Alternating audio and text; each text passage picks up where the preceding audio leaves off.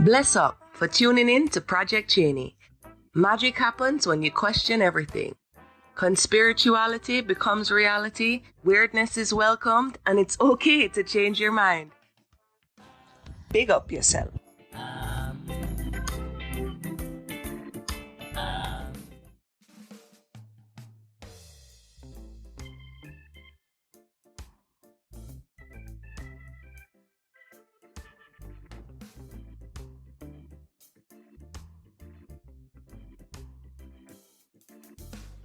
Hey, you guys. Welcome to another episode of Project Chaney.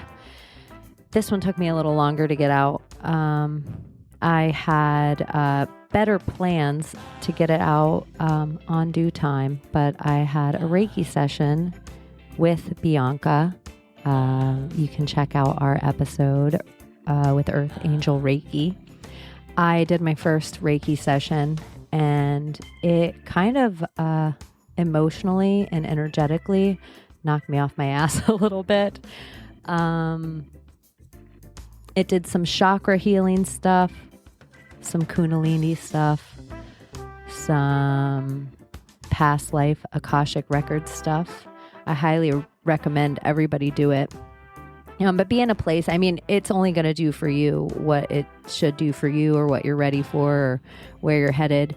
And all of this, I have to be honest, talking about Reiki and energy healing sounds foreign and ludicrous coming out of my very logical computer brain. But we're here now. We all survived 2020. We're headed into 2021, where this puppet show just seems to get crazier and crazier and crazier. So we're here now, aren't we? And I needed some energy healing. So let's see. I usually don't like to get hot topic, but the Dr. Fauci emails were supposedly released. I talked a little bit about it with Truezilla last night, and hashtag we told you so. This Nazi has been literally involved with maiming gay people since AIDS, HIV. Like, come on, you guys. Every single one of these viruses, every single one of these quote unquote cures, if you're in a place that you're still Fauci worshiping, let's be real, you're not listening to this podcast. And if you are, what's up? Like, what's going on? Reach out to me, slide into my DMs. Like, let's have a real talk about this. You got to learn your history, crimes against humanity. They're running tests on you with the needles you stick in your arms. And this is a hot topic to start a show with, but they always have been.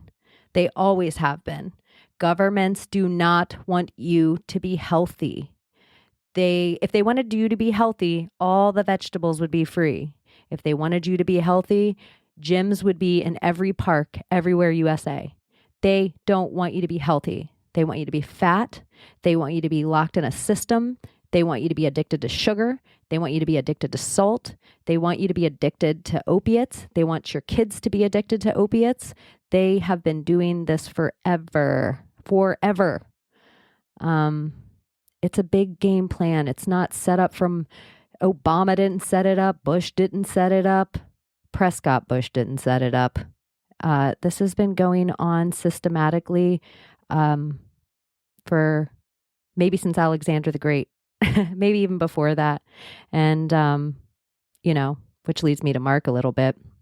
I went off on a rant. In my podcasting life, I probably met Mark. I know him by a few different names. I'll just keep it at Mark. I met Mark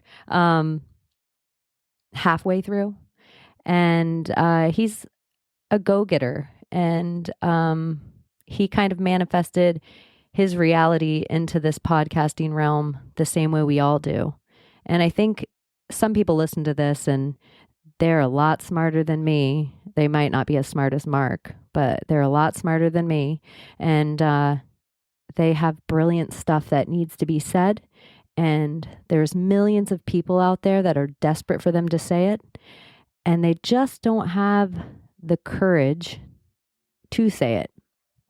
So one of the weird things that came up in my Reiki for me, I think in lifetimes past, or one of the lifetimes past, I know for sure I was a pirate. And I think I watched my crew hang. I think in another lifetime I was a witch and I watched my coven burn. I think in other lifetimes I was a cowardly soldier and I watched my whole entire platoon shot in front of me. And I think I had lifetime after lifetime that I didn't speak up. And I was too cowardly, even when I had a little bit of power or even when I had none, to just throw my opinion, my weight, my energy for the side of right, no matter what that meant. And I feel so grateful this lifetime that I will not watch my crew stoned this lifetime. Like I will, stay on my ship and stay by my people and find my tribe and always speak truth. And everybody has different instruments they use to do that. And Mark is a guy that has used books and maybe a little martial arts and maybe a little intriguing self-realization for somebody at his age to me. And I relate to him in a way because I think maybe my computer understands his computer, and maybe like his awakening heart and empathy understands my awakening heart and empathy. But I like the way he philosophizes. I like the way that his brain is genuinely hungry to figure things out. And I like that he doesn't really get cement shoes in ideas, and he's kind of free flowy to change his mind and things the more he learns. And it doesn't really seem to affect his logical ego. So blah, blah, blah. That was a whole lot of vaccine and courage. And now Mark Steve. So I really hope you guys enjoy this episode. I hope you guys all go and find him on my Family Thinks I'm Crazy podcast.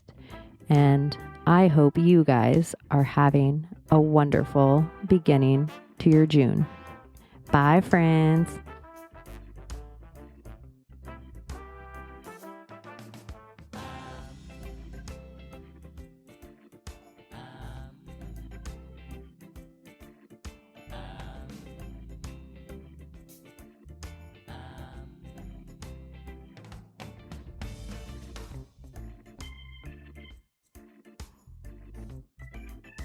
Welcome back to another episode of Project Chaney. Today with me, I have Mark Palmer from my Family Thinks I'm Crazy podcast. And in my podcasting conspiracy journey in the world of 2020 and the fast synchronicity timeline that we all seem to be in, I've known Mark like 100 years. How are you, Mark? Welcome. Thank you for having me. I'm doing great. It's a wonderful day, and I'm happy to be here on Project Chaney. I thought you would be the perfect guest to come on for Mother's Day. Thank you. Yeah. So yeah, I record about a week out. Did you do anything today for Mother's Day? Anything different? Yeah. Well, I got a gift for my mother and gave it to her, and I got a gift for my grandmother and gave it to her. So. Oh, that's really cute. So I was able to see them, and I just saw my sister before I came here. So yeah, I had quite a proper Mother's Day. Is your sister a mom? No, she is younger than me. So She is not a mom yet. I don't know if she wants to be a mom, but she probably doesn't also want me to talk about her on podcasts. Is your both your grandmas still alive? Yeah, both of my grandmothers are still alive. Can't say that for my grandfathers, unfortunately, but yeah, both my grandmothers are alive. That's friggin' fantastic. I mean, I don't know how old you are, but you're old enough that both your grandmothers being alive seem pretty awesome. Well, yeah, my dad's parents are a little younger than my mother's parents, but yeah, my grandmother's in her 90s now. So being 27 years old, I do feel grateful to still have her in my life. And, growing up, they're actually a big part of my upbringing, my mother's parents, them being from Canada above Maine. I always had a kind of different perspective thanks to them. I think like them growing up in a rural area on a farm and just having that kind of mindset and those experiences to kind of offer me, it just really shaped who I became, as opposed to maybe if I didn't have that and, both my grandparents were from around here, I might have become a different person. Yeah, totally. I one of the things that I like most about you, I think, is you were one of the people that I always thought was looking into stuff that I always considered darker, like Aleister Crowley or theology or Thelema, or like things that always just kind of gave me a mild creep out vibe or something, or just triggered my white side. The thing I always thought was cool about you, though, you never seemed like a dark energy person. I never vibed that you were super heavy. And I just liked always the way that your intuition, or probably your intuition too, but your intellect kind of unraveled all these really kind of dark people, but in a way that was almost scientific. It wasn't emotional. And I always liked that. Thank you. I appreciate that. Yeah, I maybe I can. It does kind of come as a surprise because it felt emotional, researching Aleister Crowley, because I just felt passionate about, putting the truth out there. 2020 was a charged year in a lot of ways. And, one thing that really came up was this kind of dark, insidious force of people who commit crimes against children. That's as plainly as it can be stated. It's brutal and the details are graphic, but the fact is if that's going on, we ought to know who's doing it. And when I heard rumors that Crowley might have A, been a part of that, or B, inspired some of that, it didn't sit well with me because I've heard about Crowley so many times on podcasts and none of that was mentioned really. And if it was mentioned in a kind of unintellectual way. So I said, yeah, let me dive into this guy and figure it out, because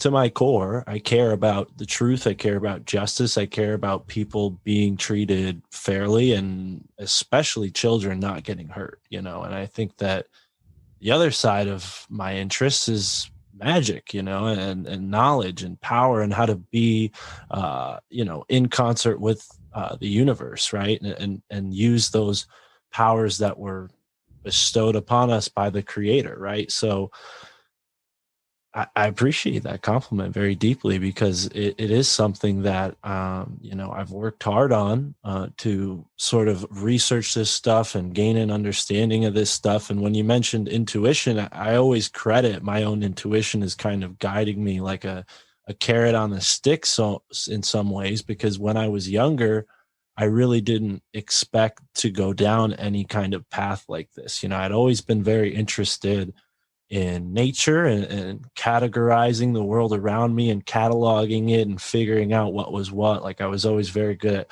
like memorizing based on certain visual things. So I'd like memorize every name of every animal and memorized every country and all these like things that were happening when I was young. I would just like, I didn't realize it until now that I was kind of building this thought process that now I'm utilizing to kind of understand these more subtle, magical types of things that involving, history and certain characters from history, what they've recorded and experienced, and how that's shaped history. One of the most important books that I've ever read was The Secret History of the World by Mark Booth. And scholarly, it's not exactly like an academic historic view of the world, but what Mark Booth does very well is show you the kind of spiritual underpinning behind certain events in history. And through reading that book, I realized that, not only were we being lied to about the world around us, but I realized we were being lied to about ourselves and who we really are. And as I'm learning this, I'm going through so many things. I think that's when people find magic and turn towards magic and things like magic, is when they're going through personal struggles and there's trauma in their lives. And I can't, speak too poorly of my upbringing, because my parents worked really hard. My grandparents all worked very hard. So I'm very grateful for what I do have. But at the same time, there's only so much that they could do with what they, were born into, and so on and so forth going back. So it is a feeling of like, I can't just go and live my life the same way my forefathers have. I have to understand the world in a deeper way and not let this sort of intellectual curiosity go to waste. Because when I was younger, I had no idea what that was for. But now that I've found podcasting, all of this research I was previously doing is now kind of being utilized in some sense. Because I used to just read these books, and before I found podcasts, and kind of just like talk to people about it. But it was like, giving people an ear beating, like, all right, I get it. Chakras. What does it matter for me? I'm just like, no, you. And I used to get kind of frustrated why people weren't having the same spiritual revelation. And, maybe I'm going on very, very long here, but my point is, I've always really cared about this stuff. And that's why I named my podcast the way it is, because it's never been easy for me to explain this kind of stuff to people. And that compliment means a lot to me, because it shows that maybe I'm doing a good job.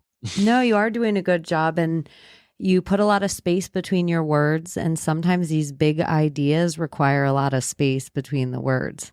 These big people and these, they're almost like keystones for so much other stuff that's happening on both sides. So I think it's funny you went into all this other stuff and your grandparents and your parents, and typically the first question that I really ask is who or what is God to you right now? Okay. So, I can go and tell a bunch of stories, Chaney. I don't know if you've noticed, but that's something that brings up a lot for me, because when I was younger, like I mentioned, I was very interested in nature and understanding the world around me. And even so far as to being kind of interested in politics and global affairs and like things like that most people in middle school and elementary school shouldn't be interested in. Like I was buying like army books and any book that had a lot of nonfiction information in it and pictures, I was buying it. So I wasn't the typical. Do you have all kid. your books? Have you saved everything? Yeah. I've really rarely given any books away. I'm kind of a hoarder in that sense. That's awesome. Yeah, it's good and bad. Now I have to buy like a U-Haul truck to get them all out of here. But so yeah, at first I saw the world with a very scientific lens, and that was fueled mostly by the curiosity, but also kind of by this reflex to the Catholicism that I was being raised into, right? And for every wise thing my grandparents taught me, they were just kind of not very wise when it came to these kind of religious ideas, no offense to them, but it just wasn't their forte to understand these things past the surface. And that always felt a little superficial to me. It was always like, oh, we just go to church because it's the right thing to do. And we just listen to this because it's the right thing to do. And, when it would always fall back on the excuse, like, well, when I was a kid, if I said what you're saying, the nuns would beat me up.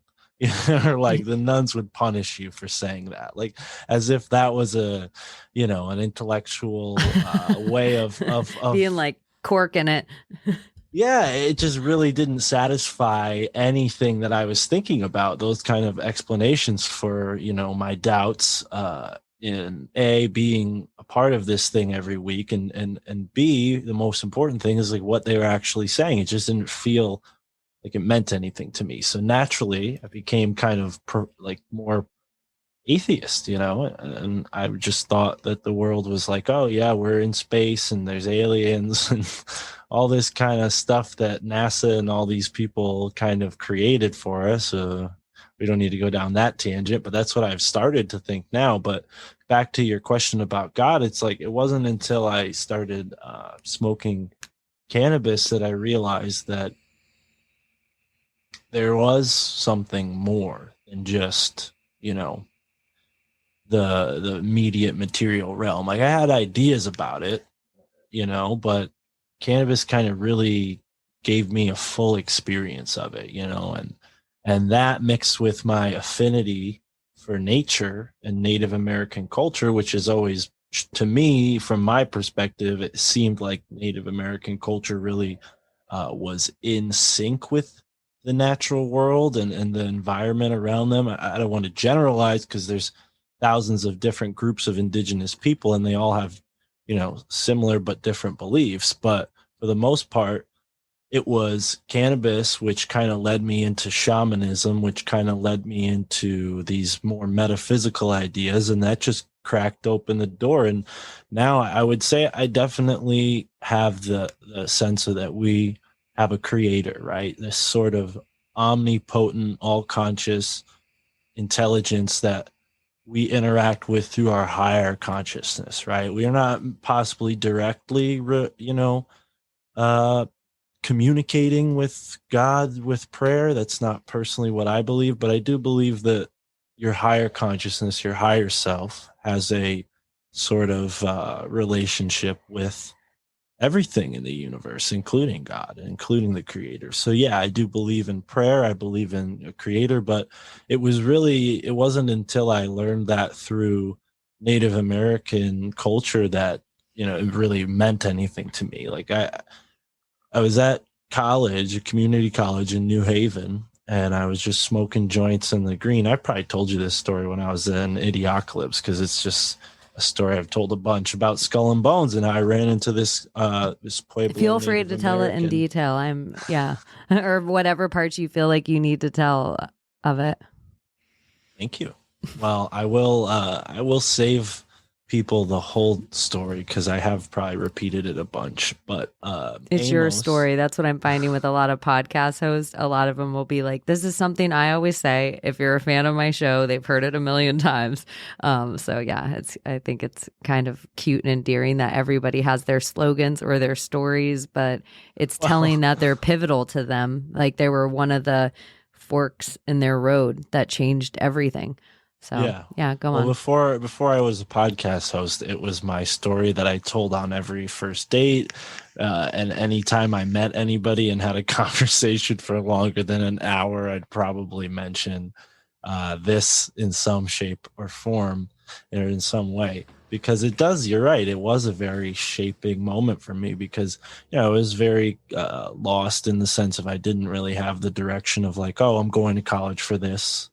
I was in there for anthropology because I was interested in all these other cultures and I wanted to study other cultures, but I realized like, okay, this community college is not the right place to do it. So, I dropped out after some time, but I met Amos. He taught me many, many things, mostly conspiratorial stuff and also mostly spiritual stuff, and he taught me directly, you know, and that was the kind of mentorship that I never found at the Catholic Church, you know, like he was able to explain to me something that was explained to him from his forefathers, and it just meant a lot more because it validated the books I was reading, like The Way of the Shaman by Michael Harner, or the Yaqui Teachings, The Way of Don Juan by Carlos Castaneda, right? These books were really shaping who I was. And then I met this actual Pueblo Indian Native American gentleman from Arizona, and he was like, yeah, bro, if you burn sage and make a prayer, you'll, you know, to the feminine goddess, feminine energy. Cause I was talking about like relationship issues with him.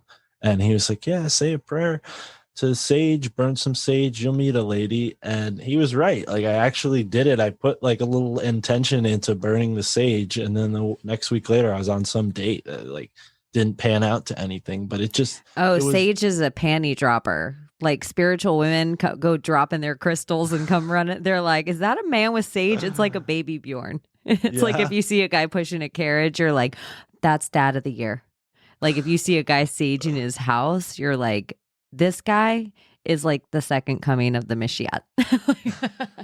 Just kidding. Go on. Sorry.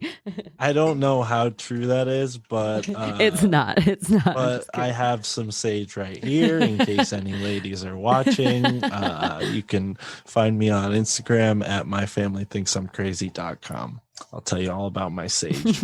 But yeah, so I just it just was one of many manifestations in the sense that kind of were validating for me that this whole experience I was having of entering into a new paradigm, a new way of seeing the world, one that wasn't being offered by, you know, anyone in my family or anybody in my school. It was just something that I kind of found really on my own, it felt like, you know, and I've always felt very confident since in my own intuition, because it has not, you know, really failed me. And I think part of that is being okay with being wrong, because you're not going to, your intuition's not going to take you to all the right places, because it's not taking you to places that are only correct. You know, it's just taking you to places where you can learn from. So, you know, even though I trust my intuition, I still have a skeptical take on things, and yeah, people see that as intellectual, but I think that the larger issue is that some people just don't, you know, consider that what they're talking about is very serious sometimes, and they'll just say whatever they want to make a point, which is fine. I think entertainment podcasts, conspiracy podcasts, the lines are blurred sometimes. Mm-hmm. But when we're talking about things like Crowley, crimes against children, and other things that are pretty serious, I really tried to be as, you know, logical and intellectual about it as I could, you know, but I don't know why I brought it back to that. But as far as God goes, I think that kind of, well, it's funny because I feel like looking into all the dark stuff actually made me believe in the light stuff in a way I never really did. It was like my logic finally discovering some sort of truth in the darkness. It was like the light was peering at my back, and I was like, holy shit. It was like once I turned around, it was blinding. But it's like I discovered God a little bit through the darkness, just because I believed it. Once I attach symbolisms and people and things, and I'm like, oh my gosh, it's not about what I believe in. There's people that do rituals and are doing next level sexual and ritualistic and sigil and like real magic's going on in darkness. Maybe there needs to be some people doing real magic in the light. Right. And I do think that the amount of magic that is dark that exists in the world is kind of exaggerated, because it's like, what, you know, when we look at the news, what sells, right? Sex sells, violence sells. That's why when the newspapers were losing more money than ever and they were trying to get more views online, they started putting the crime statistics online. They started posting crime stories on the front page, you know. And I think that sort of paradigm or the physics of that psychologically exists within this realm as well. When we think of magic, we tend to think of the more extreme interpretations of it without remembering that it's something that we're all doing all the time. every moment. Yeah, and it's just all magic is just recognizing that you're on this kind of chariot and grabbing the reins, and grabbing the reins and taking control and going in the direction that you want to with your life. See, you said the TV and the papers, and I would say those are really magic, because I would say that they forced the serfs to go to the Shakespearean plays, because if they could dictate a narrative to the serfs, it was easier to control them. And so I would bet that the printing press printed the first paper with a very direct narrative in mind, and they just hid the narrative in the stories the same way the news does now, and it's all the same Mockingbird media. I think they figured out exactly how they were going to control the TV before they ever released the TV. I mean, there's historical. So I think those things are really magical. If you can convince a majority of the population anything, even 1% of it, you can start changing the Fibonacci of the whole population. So if you're controlling books, ideas, imagination, this is the way I think magically you can get the swirl to go in whatever direction you want. Just one cell at a time. You get one person to fear instead of love. And I don't really see the TV, newspapers, and things really pushing love so much anymore. Like you were saying, the crime. When did they ever? I mean, tell lies to your vision. Yeah. Like that's the hip hop saying, but I think that you're absolutely right. And if you go back and look at the history of the television, you'll see that just like the history of the printing press and the history of every other technological information that's used for mass media, it's never freely available. It's always, controlled. So obviously, if you have the money and the power to create the metal that eventually created that printing press, you're not just going to let anybody use it. And that's exactly what happened. And that's why men like Francois Rabelais, when he wrote his book, he took a pen name. That's why Aleister Crowley took a pen name. It's not his name. Aleister is not his name at all. So there's all sorts of people. Do you think a lot more books get written by committee than we know about? Like the idea that a bunch of people, 100 people sat around and wrote the Bible, or 10 people sat around and wrote Harry Potter, or, I don't know. Do you think any of this kind of idea is true? That, like a group of people, like let's say me, you, and 3 other, like a writing room, and then we make a pen name. Don't you think that's kind of a brilliant idea and should be happening more? And then whoever of the look, we're like, that'll sell right now. We'll let that person go out and be the face of this author because everybody loves a single mom, right, J.K. Rowling's? Anyway, I don't know. No. You brought up something very interesting. I mean, case by case, I would say we'd have to go through and find out.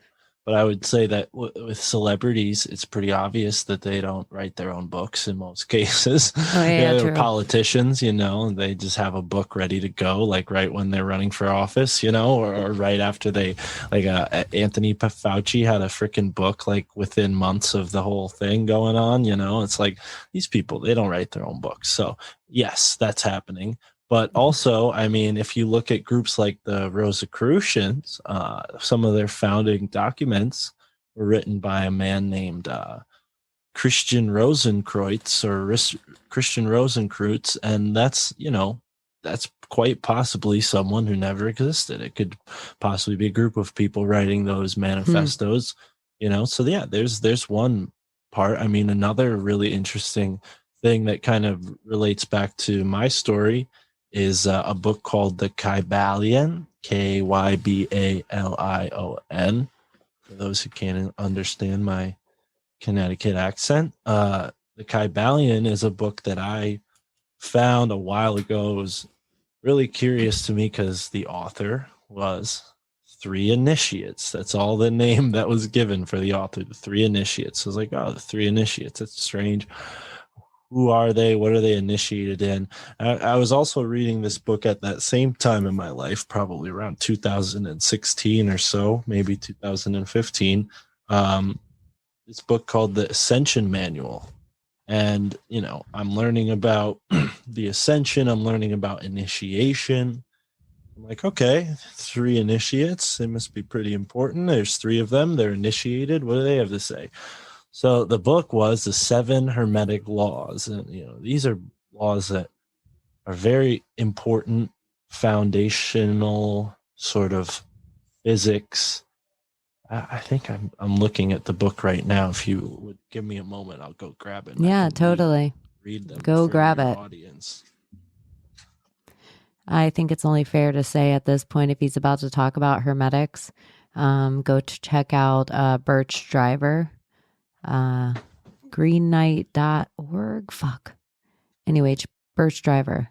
Yeah. All right. Sorry for the delay. So it's published by Parchment Books, which is a great publisher. They publish a bunch of like lost ancient type texts. So the Kabbalion, for those who remember Idioclips, I'm pretty sure that Birch Driver was on Idioclips talking about this. So. I actually just said why you were going to get it. Like, I was like, hey, you guys, if we're going to talk about hermetics, anything you want to hear, a good place to start is Birch Driver. Like, I really just said that while you were gone. That's funny. Well, I just wanted to get this to be very clear and get the message across, because I knew I wouldn't remember all 7 off the top of my head. But so the 7 principles of the Kabbalion are the principle of mentalism, correspondence, vibration, polarity, rhythm, cause and effect, and gender, right? So these are 7 really, really fundamental truths on a metaphysical and physical level. Even in our physical universe, we see these 7 laws. And, you mentioned the Fibonacci sequence offhand in this conversation. I mean, that is the law of correspondence and polarity. Will you explain that way better than I could right now? Because I just said it flippantly, like everybody should know what it is. And I'm trying to get better at those little things that us as conspiracy theorists throw around, just like they're, things everybody knows. And I'm sure you're going to be more elegant. So what's the Fibonacci? No, thank you. I appreciate that.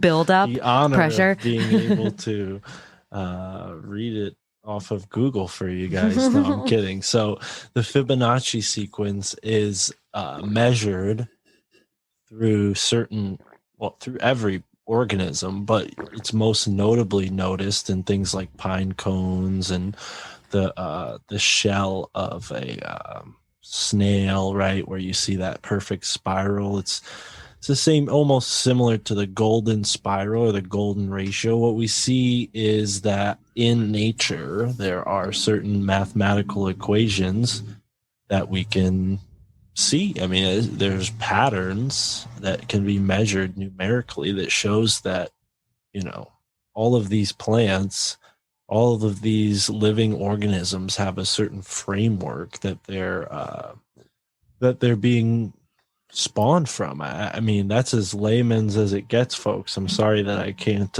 be more eloquent, but I wasn't kidding. I do want to Google it so we have the best, most concise definition. Do you have any triggering conspiracies? I don't know why, but you said framework, and then it makes me think of the simulation theory. And is that triggering to you, simulation theory? I do not like the term in the sense of like people conflate it to mean that we're actually in a computer and forget that it's like saying that like time's a river and then therefore the earth is in a physical river. It's like, no, it's like we can use the metaphor of a simulation to explain the world we're in without actually physically being in a computer built in some crazy, like that's like, it's the same thing as like what Christians do when they like say like, oh yeah, God is actually watching everything you do. And it's like, Like you're just creating an explanation with imagination for something. I just don't think that when it comes to something like God, we need to rely on that. There's That's more. the chariot of fire explanation for the UFO, I always think. Like you only can use the words you know to describe what you see. So if the biggest, best thing they're telling us right now is a computer program, and that's what we see around us, then that's the biggest, best thing that even right now, it's the new chariot of fire. It's how they're describing God a little. Well, it's also like the spiritual interpretation versus the material interpretation. You know, it's like, where do they want us as the sheeple, as the masses, to be, relegated to? They don't want us thinking in a spiritual paradigm where there's energy. They want us thinking in a material paradigm. So instead of talking about UFOs and aliens as if they're interdimensional beings, they talk about them as if they're nuts and bolts craft. And it's the same thing with this computer idea. It's like, of course they want us to think we're in a simulation. Look what they're inventing right now. They're inventing virtual reality. They're inventing microchips and surveillance cameras on every street corner, and a camera that goes over your eye like a contact lens, and like all of these things that'll just hook you into this computer that they're building. So of course they want us to have this kind of fascination with being in a simulation, and unfortunately it's a convenient metaphor, but it's not used intellectually. And so I'm glad you're allowing me to be such a stiff about it here and make my point. But yeah, I mean, when I hear Sam talk about the simulation, Sam Tripoli, I kind of do say, like, think to myself, does he actually think that we're in some physical computer? And I'm like, no, he's much smarter than that. But I wonder if that's how most people think, like, oh yeah, we're in a physical computer. Like, do you hear that when you hear simulation, or do you think metaphor right away? I think fewer people mean metaphor, actually. I think more people legitimately think we're in a simulation. And I'm of the, you have to invite the vampire into your house. You will never have your freedoms ripped away from you. You will give them away willingly. I kind of am of these philosophies on things that are really simple to find in simple books, simple YA novels or old history. And the idea of the simulation, a little to me, is cryptocurrency in a way. Everybody is so at a rush to get a currency named after dead, and so in a rush to get their one world currency, and so in a rush to have nothing physical in their hand and something that we all talk about the grid going down, yet everybody's so in a rush to put their energy in something not very often. I mean, I remember 3 years ago, that was a hot conspiracy topic, like, oh, going off the grid, 5G. And I feel like in the past few months or so, it's like people have given up on that. Totally given up. They just want a currency that's based in 5G. They're willing to, and if you have a currency that you never hardly, most of the cryptocurrencies you can't spend anywhere. So they only exist online. So the cash out for them is really odd. Then the only way you can protect something you can't hold in your hand is by actually putting a microchip in your hand with that thing on it. And so in a way, with the simulation theory, if they can convince you it's a good idea, and they can convince you out here is dangerous, everything we see in front of us, and they can make online no man's land, they make it all dreamy and bubbles and Ready Player One, then if we already think we're in a simulation and you're already depressed and you slowly get broken and you have no spirit left and you're scared of everything outside of your door, then why wouldn't you upload yourself right into what you already think exists? So I do see the whole entire thing as a big, huge brainwashing. And I kind of see it where I know this bothers a lot of people, that the whole thing of, space, if they can convince you of space, then you lose the idea of God. And no, well, to me, just as a free sovereign being, there is no more freedom or less freedom I feel than you telling me I'm on a piece of speck of dust floating through infinity than if you tell me I'm on a flat piece of land with a lid on me. Like, they're both, you guys are, to me, everybody's just, it's all ways they want to be trapped in a simulation, trapped in a firmament, trapped on a planet, trapped in it. And I'm thinking quantumly, I'm thinking on different timelines. I'm thinking, and I'm glad you're bringing this up, because I think we both agree there that it doesn't fucking matter. It doesn't. Those are the battles that don't want to lose friends over.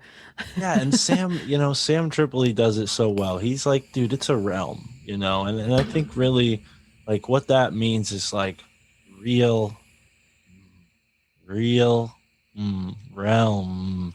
Me, it's real to me, right? What's real to me is your realm, right? That's kind of how I interpret that word. It might be a juvenile way of doing it, but there is some truth to etymology. I don't know if that's etymologically sound, but that's kind of, I think we only know our perspective, right? Even like these like stiff scientists will be like, oh, well, the brain is just hallucinating, and actually your brain sees everything upside down, as if that makes any sense, and then it flips it for you. So yeah, I don't know. I mean, personally, I think that it doesn't matter if we're floating through space or we're not, but it seems to me like over the past couple of years, this topic has become very polarizing in this community, right? If we can call it a community, I certainly treat it like a community. There's a lot of great people who talk about all these awesome alternative subjects, but yeah, it does kind of bum me out when I see that there's like camps being created and, divisions, lines in the sand being drawn, because it's like, hey, we all agree that we're not being told the truth, so why don't we just band together either way, and you can see all across ancient cultures that there's so many different interpretations of what we're in, and I think the majority of them sound like a realm to me. They don't sound like a flat earth, and they don't sound like a spinning ball in space. What about hollow earth? You said Native Americans and stuff. I know a lot of them are into hollow earth theory. Native peoples of the Americas. I don't know what I'm allowed to call them anymore, but political correct doesn't exist. I don't want to offend anyone. They're two different things. So yeah. Well, I say indigenous, because then it's not stuck to just America, because everybody's indigenous in some sense, but like there are cultures right now that are indigenous as opposed to colonized, and those are the ones that we see preserving historically what humans traditionally believed in, right? So yeah, I think indigenous, not to be like you should say this, because I don't care. I like it. I respect your opinion. Yeah. Because I worry about that, even though I believe anybody should say whatever they want. I think people do have the right to freedom of speech, but I don't want to offend anybody. And I think that the indigenous people, especially Native Americans, has suffered so much that, yes, I will do whatever you want. If you want to tell me what pronoun yeah, I'll do it. I'll change my pronoun for you guys. Or change your but whatever. I get it. I agree with you.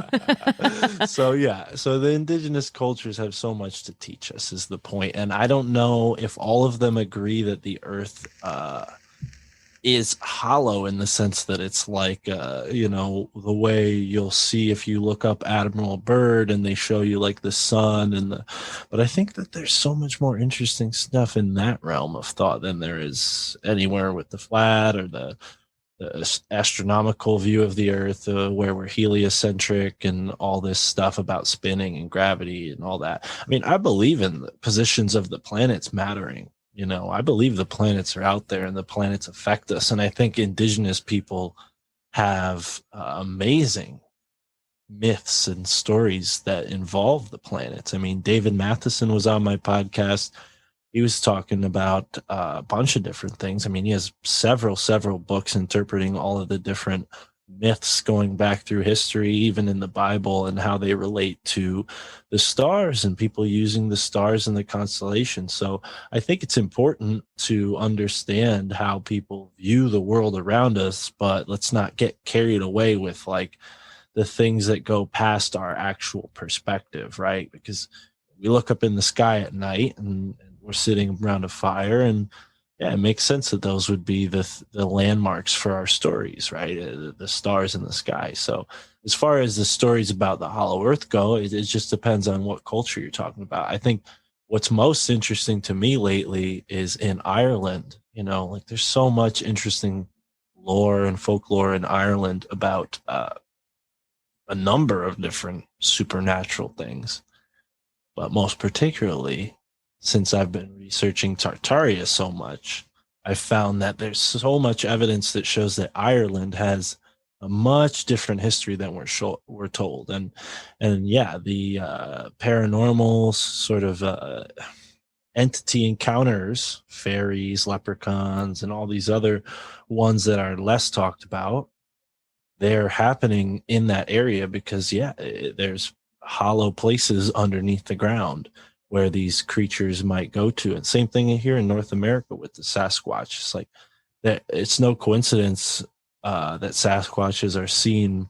more heavily in places where there's caves or rock structures for them to potentially live if they are physical beings. But I tend to think that they're like interdimensional in some way, and these places underground might be a sort of portal to another reality, like those Russian dolls, like how they're all inside of each other, like we're in the third dimensional, and like when we sleep and we dream, we go into that fourth dimensional ether space. And I think that those beings I have just, there. like the Hades idea, the philosophy of Hades, if you go into, have you heard the philosophy of Tartaris?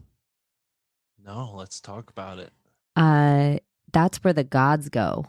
Like the humans go to hell, Hades, second realm. Gods go to Tartaris.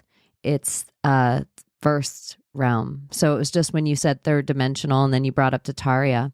It's interesting to me how much when you look up the old schools of philosophy, and I'm not really good at who draws what, but I think, Plato's pretty good of the philosophy of Atlantis.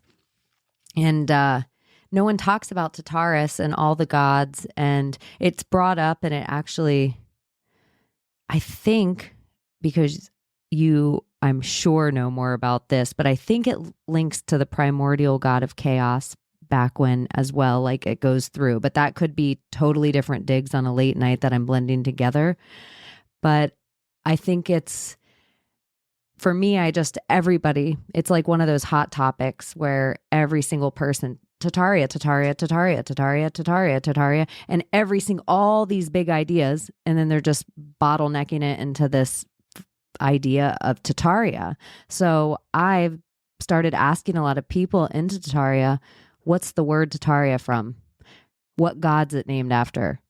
Every other country, every other thing, every other philosophy is named after a god. And no one could tell me. And I'm like, it's the same as when I ask Christians, who's King James? So to me, everything's attached to energy. And if Tartarus is where the gods went, the hell of the gods, then I do believe you can draw up energies of things. And if you're envisioning things of everything being melted everywhere, maybe you are envisioning a Hades type hell of the gods. Maybe you are seeing something lower than us that we're building on top of. And everybody kind of sees us leveling up and going fourth dimensional in these things. Maybe as we level up and get higher and higher, that's the reason this death gasp of Tartarus is coming up so big in culture, and also trying to take credit for all these really blanketly beautiful technologies all across the world. All the great Gothic churches, all the organs, of energy, all of Tesla. Right there, because I feel the skepticism, and I had this same skepticism about Tartaria, but let me reframe that, because I think where that goes back to right? Where the Greek legends speak of this hell-like place with the name Tar, right? I had Andreas Zertis on my podcast, and he's somebody who kind of has taken the most interesting approach to Tartaria on podcasts that I've seen. He's, part of Tim Pool's group of podcasters. And when he was on with Sam, they mentioned they went into a bunch of Tartaria stuff, and we booked him on Tinfoil Hat, and then I had him on my show twice, and really smart guy, but he really kind of reframed it for me. But where I would say that to me, what that indicates, where you say that the Greek or Roman mythology puts them in that evaluation, it would make sense, because if what they say about Tartaria is true, then that would have been something that the Greeks or Romans would have said about them, like, hey, we don't like those people, that's the hell, because no, well, it's not just from them. You know how the gods of once you look into all the religions, how you can find the threads of where it goes back to and where the line, like it becomes a god once it gets to Greek and Roman, that is called Tartarus, but it's a place before that. Right. Like so now if yeah, that's all place, the layers of the story that all right. kind of. So if that and that may still be true, that people are interpreting it, and it's creating this kind of negative interpretation of history. But to me, again, that would maybe indicate that this place that they didn't like got evaluated within their mythos as a negative god or a bad god, because at the time, Alexander the Great, he was trying to conquer all of those places that are allegedly Tartaria, and we have old maps that show this place called Tartaria, and it's where Russia and Mongolia and certain places are today. But why it's so interesting to me is because it seems like there were certain structures, and I'm not interested in the melted buildings theory. I'm not interested in the all buildings were mountains theory. Chaney, I agree. That stuff should be met with a very intense level of skepticism that I think you just kind of expressed. I agree with that. I don't know if there's a lot of merit to those theories, but what I will say is there are a lot of unexplained structures here in the United States, in South America, in the Caribbean, in Greenland, everywhere in the whole world, Canada. Well, yeah, but specifically, if we're looking along this one area where people would have been able to sail on boats, which we know they have the technology to do this, they would have easily been able to traverse this landmass and come to America before Columbus and all those folks. We know that the Vikings were doing it. So, it's become a kind of catch-all term to call all of that Tartaria, and I think there's the mistake too. That's really all. It's just, there's a ton of free energy stuff in the whole school of thought, the whole entire, that I will say, the Tartarian people have done the best work of trudging it up. I'm an omnist of everything, of philosophy, of religion, of everything. I think everything has a real piece of truth in it if you're just like open enough to listen to it. I agree with you on that. Completely. Yeah, I love that's how I try to view the world, because I think more and more what you see is that all roads lead to one truth, in the same sense that like the truth can radiate outwards in these many different paths. So that's not to say that one path to the truth is any higher, greater, or lesser than any other. And even so, when you're on opposite ends and you're looking at the truth from opposite angles, it may seem like you disagree with that person completely, right? Because it's just the sacred geometry of psychology. And I think that all of these things, going back to the Fibonacci sequence, which I unfortunately never explained too deeply, it really does connect. Everything connects, right? Back to the law of correspondence and the law of resonance, right? Everything everything connects. But with Tartaria, it is interesting. You know, people kind of loosely associate that word with so many different things. It's hard to know what exactly. And I do think there was some shitty events that happened that may be nuclear. I do think there's some kind of event that I will give. I do think there's a free energy thing that definitely was disapparent somewhere in time.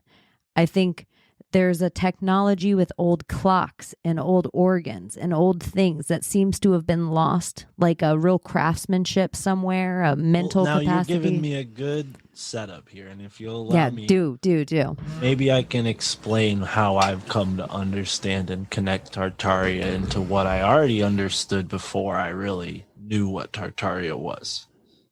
So, as human beings, we've been told that, you know, there's this kind of arc of progress, right? We're cavemen, and then we figured out how to use stone tools, and then we figured out how to, you know, make rope and get on horses, and we figured out how to use iron, and then we figured out how to make bronze, and then we figured out how to like take really cool metals, and you know, and then here we are now, and it's just been like really like upward momentum the whole time, except for the Dark Ages. Don't think about that. Don't worry about that.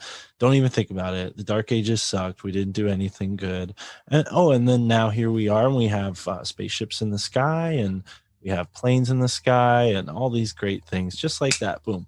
Well, you know, that's what they want you to think in school. But obviously, folks like us who have an alternative way of looking at things, or maybe just are black sheep enough not to give a fuck when they tell us we're wrong, and then we just keep looking further and further until we find what's right? So I think that human beings, and this isn't really based on anything I've researched, it's based on a bunch of other people's research that I've found. I think human beings used to be much greater than we're told. We would have the ability, we had the ability to build these megalithic structures that we find, whether it's the pyramids in Egypt, South America, Europe, China, the great structures in Australia made of rock, the great structures all up in North America, the mound structures, and so on and so forth. I think that human beings used to have some sort of direct relationship with the Creator, in the sense that the earth was not third dimensional, right? So going back to that kind of egg theory, if we were, you know, in this sort of direct relationship with the Creator, I think that the physics of the earth and the physics of all the beings living on the earth would have been that of a higher frequency of energy, much, much higher even than we can see with our own eyes now, right? This kind of 5D and beyond. And that's when the sacred geometry and the creation of the planet, the framework, the blueprint, right? And as time's gone on, we've sort of gravitated further, or resonated further, sort of expanded further past that point we were at. And as we move past the Creator, or not past, but away from that creation zone, that creation energy, things become more solidified over time, right? So that's when we see sort of the Atlantean civilizations who were still in sync with that original way of being, right? Because as we became, you know. So in your philosophy, Atlantis before Tartaria? I would say it would be, you know, it wouldn't be like creation then Atlantis. I would say it would be probably Hyperborean, then Lemuria. That's right. I was going to ask you. I was going to be like, are you the one person that can geek out on Lemuria? I don't know if it's possible or not, but all these lands I'm so curious about. Well, we do have evidence geologically that the oceans are much higher than they used to be, which means that there was much more land mass in the distant past. So that kind of adds to everything for those who are more skeptical and need physical evidence. But where this is coming from, because people are like, oh, well, how the hell do you know which civilization came first all the way in the distant past? This is a mixture, an admixture of channelings, of sacred knowledge, of the history, intuition, intellect, looking shit up. Right. And really, this place, I don't But not want through you to me. feel cemented shoes forever. You might come back 6 weeks from now and be like, okay, I did some more. No. And this is even beyond from me. Because thank you. I appreciate you evaluating me that way. But this is like, I'm explaining my sources at this moment, in the sense of like channeling mixed with sacred history. These are the sources, right, for this kind of information. So that's why it's like, well, you're not going to find this in like a university unless maybe you're in some kind of special library where they have dusty books that they don't show anybody, But the point is like, there were these great civilizations in antiquity, and we're not told about them. And there's more and more evidence as time goes on for this. But Secret History of the World by Mark Booth, and other books like The Ascension Manual by Dr. Joshua David Stone. I mean, these are books that kind of have put a good framework for it in my mind. Brad Olson and his Modern Esoteric series, he does a good job of explaining the kind of esoteric or sacred history. Mark, you need a book club, legit. Like, you're really good at this stuff. And I think the way people study the Bible, I think it would be awesome for people to be able to really dissect one page at a time, one chapter at a time, sometime where you could pull different schools of thought and go through it. That's what I've been doing with a couple of my friends with different religious texts. And I think some of these books need to be done in that same study type way, where you're pulling in a bunch of ideas and people and open minds and open hearts. But I think it's something that you should definitely think about doing an off thing of your show. I know the Grammarica guys do good reads, but I think you could do a good study. You're giving me a good opportunity to plug my Patreon, because I actually already do that on my Patreon. Oh, perfect. Yeah. Plug it. I haven't done it regularly, but now that you say that, I really, the couple of books I've done, The Man Who Japed by Philip K. Dick, because it was during the election and that book kind of felt appropriate at the time. And then I talked about, today I did a little live stream about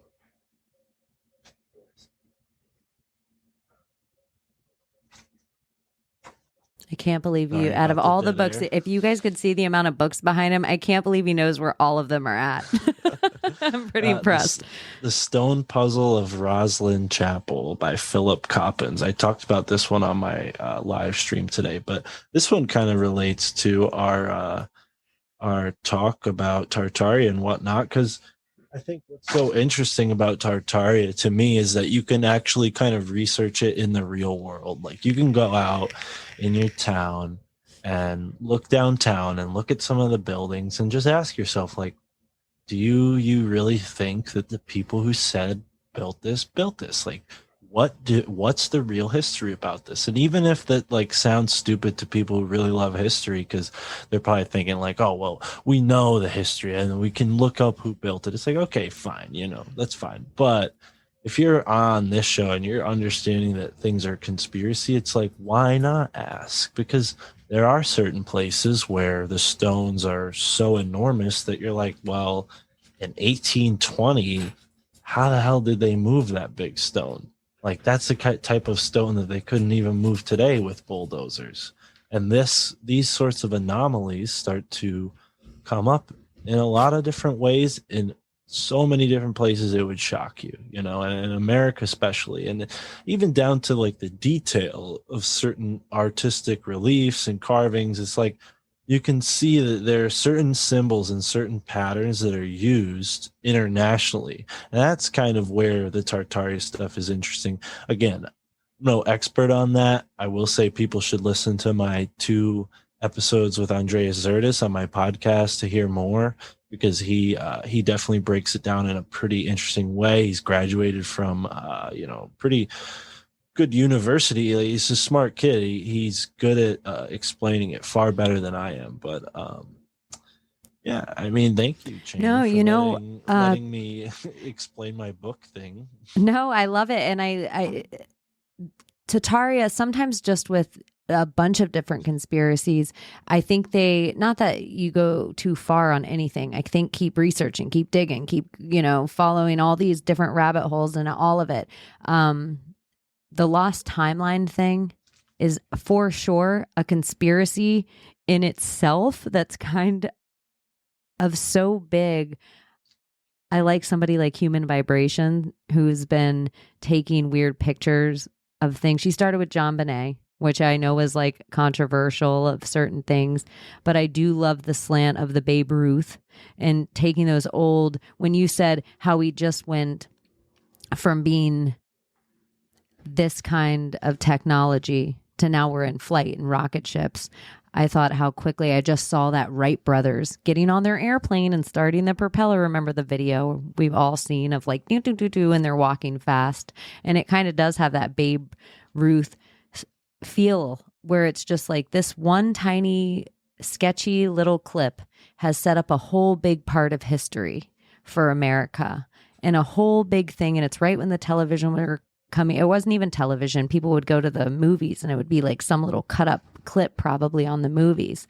And that same time of Tartaria, I do think the missing history part is really big for them, where something is amiss with our history. How many generations does it take to forget who you are, where you came from?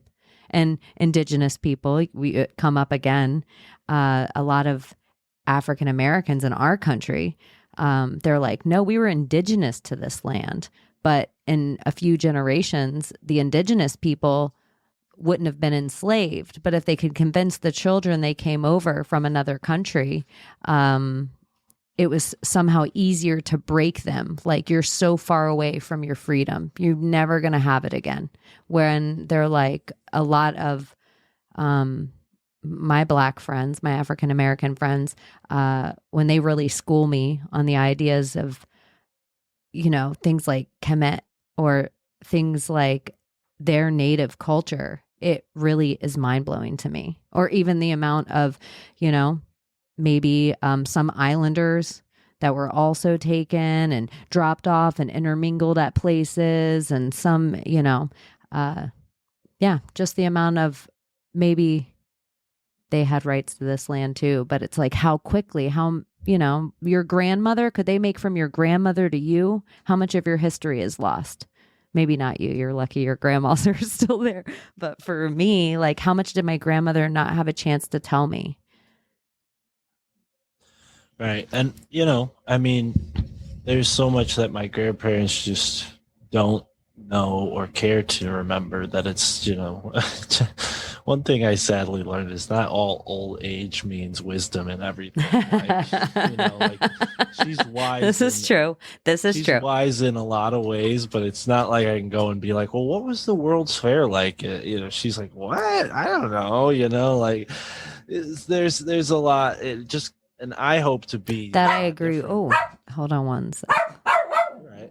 I hope to be a lot different for my grandkids, in the sense of like, I'll have a lot more wisdom to share with them when I'm that age than maybe I was able to get out of my grandparents. But enough about that. I agree with that kind of interpretation. It kind of goes back to what I've been learning about the Phoenicians. And the Phoenicians were all over the Mediterranean. They traveled around. Apparently, they were the original inhabitants of Ireland. Irish legends say that there was a dark-skinned pirate, seafaring type people that were very big and tall and lived in Ireland. And then, it would make sense that they would have sailed all along the Americas and stopped along the way. So, yeah, I agree. I think there's definitely evidence that's yet to be found that probably indicates that the American history is much deeper and more complex and more diverse than we're told, because the colonizers, the people who set up America and named it the way they named it, they knew about it going back to like way before Columbus came here. Before. Ross Ben is somebody who people should look up. He wrote this book, The Great Mystery, Philadelphia, but he talks about exactly what you just said and how there's a certain Black people that live in America who quite possibly could trace their roots all the way just to America, maybe before 1600s when these people were supposedly brought here from Africa. And I'm sure certain people were, but it seems to me like it would have made sense for them to have just convinced people that they weren't from here, so that the rest of the people who weren't slaves could buy the, swallow the pill a little harder. Because I mean, we're all human beings. I'm sure, even though they were getting a lot of economic value, unfortunately, sadly, out of using people in that way, it probably did weigh on people's morals. They would have been either brainwashed through their church to think that these people were less than, or they would have been brainwashed economically or by their own greed, or maybe they were brainwashed into thinking that, hey, these people don't come from here, so they're lucky to be here, kind of attitude, right? So it's definitely very complex, and I am in no position to speak on it confidently, but I would definitely think that that's worth looking into deeper. The actual origins of the people that supposedly came from another land on slave ships. It's just a very divisive thing. And if you call somebody a slave at the beginning, you came here on a slave ship, you're cattle, you're a commodity. It's a soul breaking, I think it's like mental warfare. Yeah, no, it's terrible. I mean, some of the things I learned from my mentor that I spoke of previously is that they would do so many brutal things to the indigenous people, taking a pregnant woman and cutting open her stomach in front of everybody, and, letting children go and kick the baby around. I mean, brutal stuff to learn about. And it happened on the New Haven Green where I was standing when I learned about it. Some of the other things that Amos told me were that, and Amos is the mentor I was speaking of, that Pueblo Indian native, we'll just use every term here. He told me that they would take the chief of the tribe, or like the elder of the tribe, and cut open their head and eat the brain right out of the skull. Like that's gruesome details. I'm sorry for getting that. No, but just like the utmost disrespect, the utmost spiritual disrespect, physical disrespect. But what's interesting when we connect the dots and we look at some of the things that we hear about the Phoenicians, is like these people are said to be cannibals. And there's legends in Florida, of all places, where they would have sailed past on their way out of America after traveling down the Mississippi River, of these tall, kind of pale-skinned, cannibal-like people. And the Spaniards talked about it, finding these tall people that were indigenous to Florida to them, but it could possibly have been some type of Phoenician, European. Because when I had Brad Olson on my podcast, My Family Thinks I'm Crazy podcast, the episode's going to come out Thursday, so it'll probably be out by the time this is out. But he mentioned that there's evidence in Chicago where the, rivers come from the lake, and people would have sailed down the St. John into the Great Lakes River, gotten a bunch of copper up there, and then sailed past Chicago, where there was this kind of like head shaped pottery, like a carving of a head is like a bowl. They would have sacrificed an infant in that bowl, right? This is what the mythology says, and they would have sacrificed it for safe passage. That's what their religion, that's what they believed in. So yeah, I mean, it's interesting that when the colonizers came, these people that took over the United States, they were these bald, pale guys with like wigs on, and this one really interesting YouTube channel called The Mind Unveiled had this whole video that I'm kind of citing for this information. So people can go and look that up, like who were the real Phoenicians, to get all the details on that. But it's just interesting because when you hear that and then you make the connection to like something that someone told you years ago, it's like, oh, wow, maybe that's why that stuck with me so deeply. Because it was a part of this higher process of initiation that I've undergone. You know, that's why I have all these books around me. It's like, I don't know at this moment in time which book I need at that moment. You know, I think when I go to a bookstore and I buy a book, it's very intuitive, like which books I pick. I kind of take a look at them, and some stick out to me, some don't. And I find that, like, sometimes many years later, the book doesn't become like something that's worth my attention. You know, it's just like it depends on the moment. And that's the process I'm in right now, is just like, okay, I have the material, now let's channel it out and see what's useful from it. And yeah, I'm really grateful to have the podcast, because now I can talk about this with people who care instead of just bothering my family about it. No, I think it's part of the collective enlightening. We all have different tools. We all have different skill sets. We all have different magic. Some, I don't even want to assume what people's superpowers are anymore. The more people I talk to with what they just have going on in their brain and their feels, and I believe them, and I think my own logic in ways, but I know a guy like you, I'm talking to you, and I see your logic and how you have all your tools right there, how quickly you can grab them, and they're all in some kind of order in your head, that, and I think that part is needed for the collective. It's sometimes I wonder if it's like a bloodline thing, like were you born to a Masonic bloodline or a Rosicrucian bloodline or a Kabbalistic bloodline where you had to protect the knowledge of something way before you? Or did you choose your avatar coming down, this time from some higher place to play Earth game, and you're like, okay, I'm going to pick this avatar, and with this avatar comes this superpower, super logic. You have all these books, tools, and intuition, and maybe a million other things we haven't even talked about yet. And then there's all this trauma that's going to come in this avatar. You have to accept this too. And you don't know why you have the trauma, and you're like, yep, that's the avatar I want. Oh yeah, we forgot to tell you, you're not going to remember any part of this. Have fun in your avatar. Like, what's your kind of philosophy on? You touched on a lot of it. I mean, I think one thing that's really big to me is, like, when I do have the opportunity to share a moment where someone's going through something, like it's hard for them, and they're looking to me for advice, something I do say is like, hey, you chose to be here right now. You're strong enough to handle it. You chose to be here to overcome these challenges. Because I do deeply and faithfully believe that we're, not just our bodies. We're souls having a physical experience here.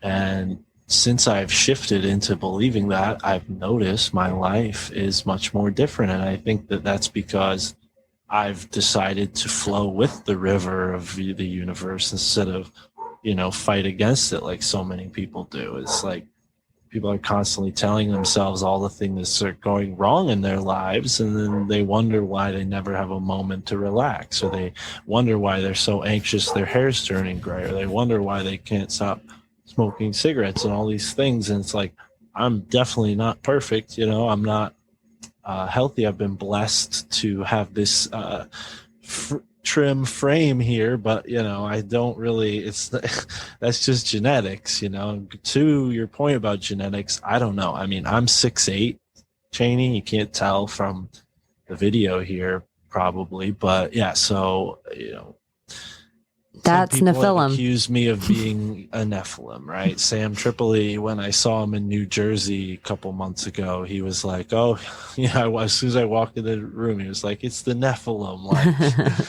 So it is curious, but I've met so many tall people who are alpha kind of mindset, like just sports, business, being successful. So I think tall people just have that kind of, in most parts, we do have an advantage in that sense. Like, most tall people I've met tend to be pretty successful. I think it's just the advantage of being noticed and having a presence in the room and all the things that come with being tall.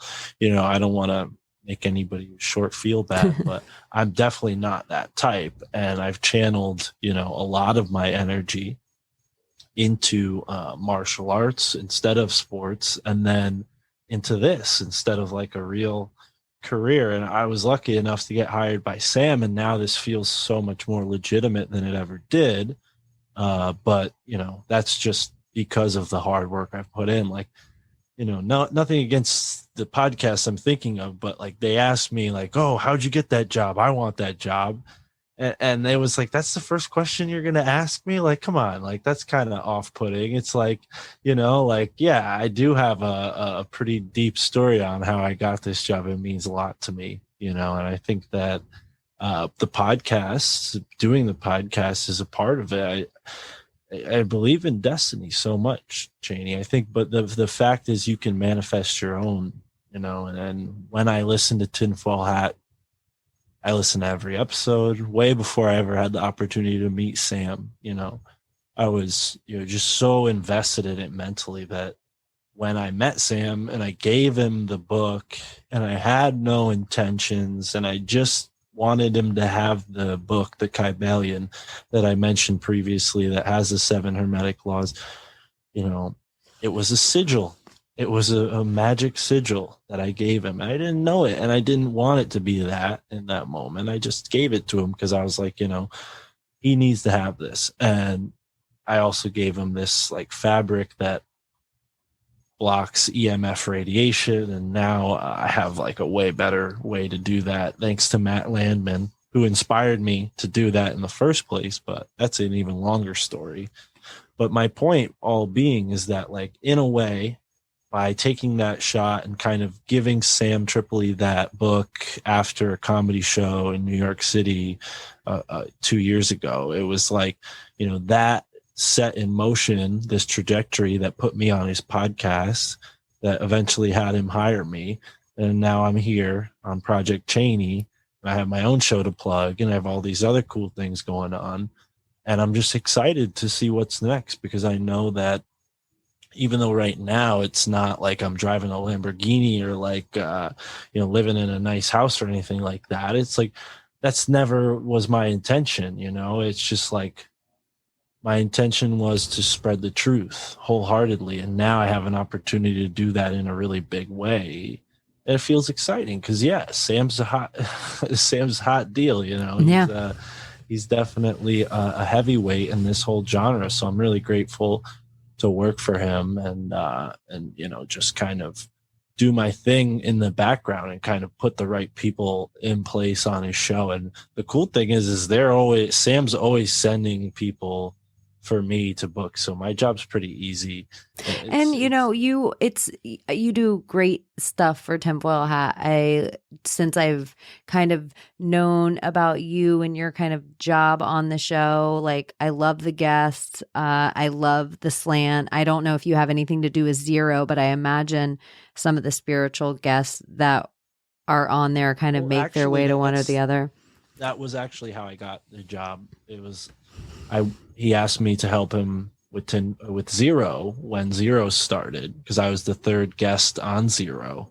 And yeah, he was like, hey, who do you think I should have on next? And I sent him like a huge list, and he was like, whoa, okay, do you want to just help me book then? I'll pay you. And I was like, hell yeah. Yes. And then the people that I was getting were so cool that he was like, oh, you should have some people on Tinfoil Hat, and it just kept snowballing from there, and now I'm working on a couple other cool things. But you're really great at linking other people up with other people that aren't just Sam. Take Sam out of the equation now. Right. The amount of people that I've you're like a little working spider in a good way. I don't know. Well, the beauty of podcasting is that it is so non-competitive. Like, I started my podcast in October after I did the episode on Tinfoil Hat about Aleister Crowley.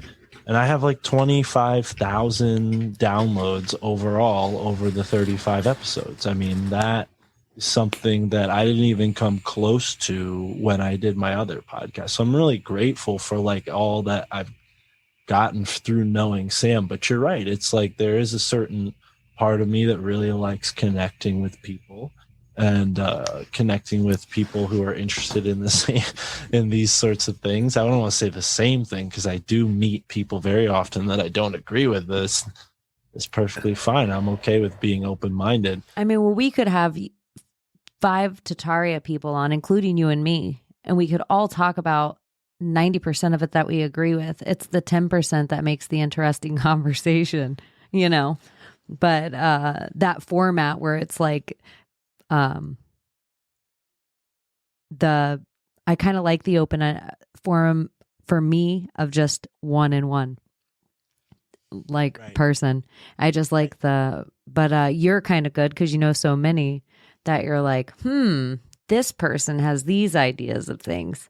That person has these ideas. And I would say you're pretty spiritually astute. That even Lindsay from Spirit Junkie and Consciousness on Tap on Rockfin, I'll plug it again. I did her show. I'm going to have her on mine probably sometime in June. I would have never found people like that. Like I would have never even, you know, I don't know if you had anything to do with getting Lindsay from Rogue Ways on Sam originally. No, but like that kind of guest, those kind of spiritually leaning people. I used to be I wanted logic conspiracies only. Stuff I could look up, blueprints, nuts and bolts, stuff that didn't rely on your feels and go sometimes just the opposite of other feels. I like your spiritual lean with logic. Some people think you can't do both, but I think that's divinely feminine and divine masculine working together. Thank you. I appreciate that. And I've run into just a few people that have had clashes, and that's natural, in this community. But I think the beauty of podcasting, again, is like I illustrated with, like, I have 25,000 downloads already on my show. Like there's 100 million hours of podcasting that gets listened to like every day or every week. I forget which one it is, but either way, that's an incredibly profound amount of time. There's no reason why people need to be competitive. We can all do each other's podcasts, be guests on each other's podcasts, promote each other's shows. And yeah, that's kind of why I like this kind of job, in the sense of like it's a pretty easy sell, to be like, hey, do you want to do my podcast or do you want to do this person's podcast? And then you find out there's so many interesting people who have books and they're just dying to go on people's shows and talk about their books. And it's interesting because I will say that I've run into some authors that seem like, okay, they're just clearly using this as promotion only. And that's fine, but at the same time, I don't know if that's real enough. Like I'm really interested in an authentic experience. Like on my show, I try to get to like the point of like, who were you before you found this? And let's focus on what brought you to this new understanding of the world. And I always struggle with how to phrase that question in every interview. You probably can hear me ask that same question 1,000 times on my show, but I never asked it quite well till just now. Maybe I should listen back and keep this in mind. But I run into not yet personally, but it feels like there are certain people out there where that could become like a disingenuous experience where they're like only trying to promote something or sell something. So in that sense, anything other than that, I'm pretty open-minded to, like I'm not like a gatekeeper in the sense of like, oh, I'm only interested in talking to these people or these people. It's like, no, like if you have something interesting, a new theory to talk about, like I'll have you on my show. And as far as like tinfoil hat goes, a big misconception is like Sam basically controls who gets on the show, not me. I just basically do all the arranging like a secretary, So there's no slant. I will say that maybe there's people that Sam would have never known about if it wasn't for me. But for the most part, there's nobody that gets on the show without like Sam's approval first, in that sense of like, I can't just go and say like, yeah, like Tuesday, Sam, next Tuesday, this is what you're listening to, Sam. You're going to interview this guest. Yeah, like, oh, this is my buddy from high school. Like, don't worry, he's got a cool conspiracy theory. It's fine. Like, it's fine. Yeah, so like that's never my thing. But that adds to like why, other people have asked me to do the same job for them. So I'm definitely finding my space here in this community as like in an actual way that's making me money in a career. And I think there's nothing wrong with that. Like, people need to realize like we all have to support ourselves. And if you're going to listen to these podcasts that for the most part are put out for free, like there's value that we as podcasters are putting into this. We're putting our time, we're putting our money to buy the equipment, to have our computers all set up, to pay for the hosting, the programming.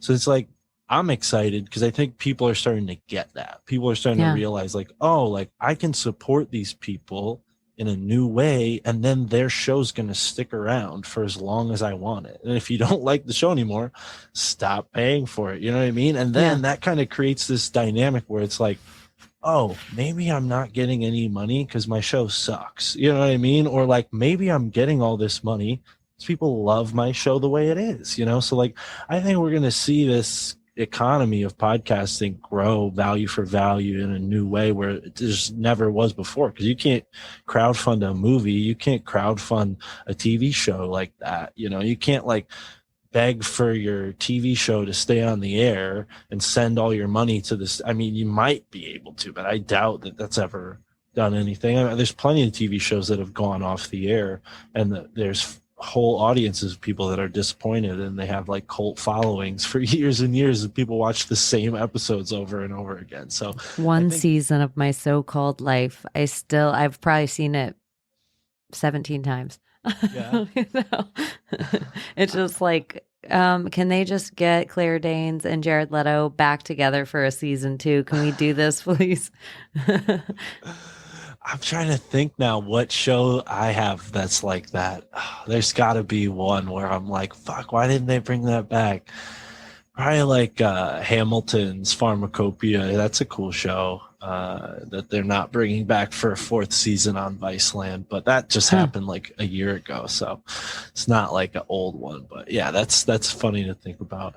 But yeah, it's just such a cool opportunity for us as podcasters, and I don't think there's anything wrong with making money doing this. Like, there's people who have this negative connotation about like spending money or getting money for doing something like this, like, oh, you're grifting, or you're trying to talk about the truth just to get paid. It's like, listen, I'm talking about the truth because I think people have certain things that they can learn from me, and maybe I can learn from them by participating in this way.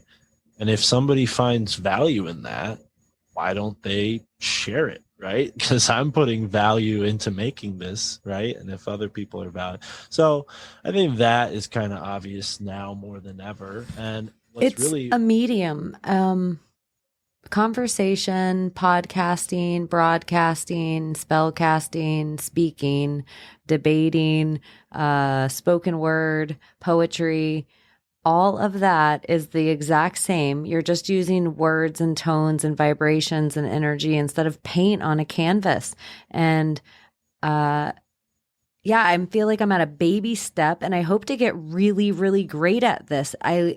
It's more than a hobby. It's a passion. I feel really lucky that I'm into such crazy ideas, big ideas, big, huge concepts, and I'm not really cement in anything that if somebody else is in a big, huge concept, I want to have their concept beat around all in my brain for weeks and weeks, and it come up years later, and it then have your concept and somebody I meet that I don't even know their name on the street, and then these two concepts collide and make my brain explode.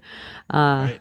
Well, I'm so like surprised more and more what people are interested in, because I used to think that, like, from my immediate circles that like, oh, all this stuff is so fringe, nobody cares. But like the more I do these live streams with like people like chatting, and like the more I do like Patreon stuff, and like people actually get back to me and say like, yeah, that was so interesting, like talk about that more. Like I had a gentleman who I'll give a shout out to, Sylvester.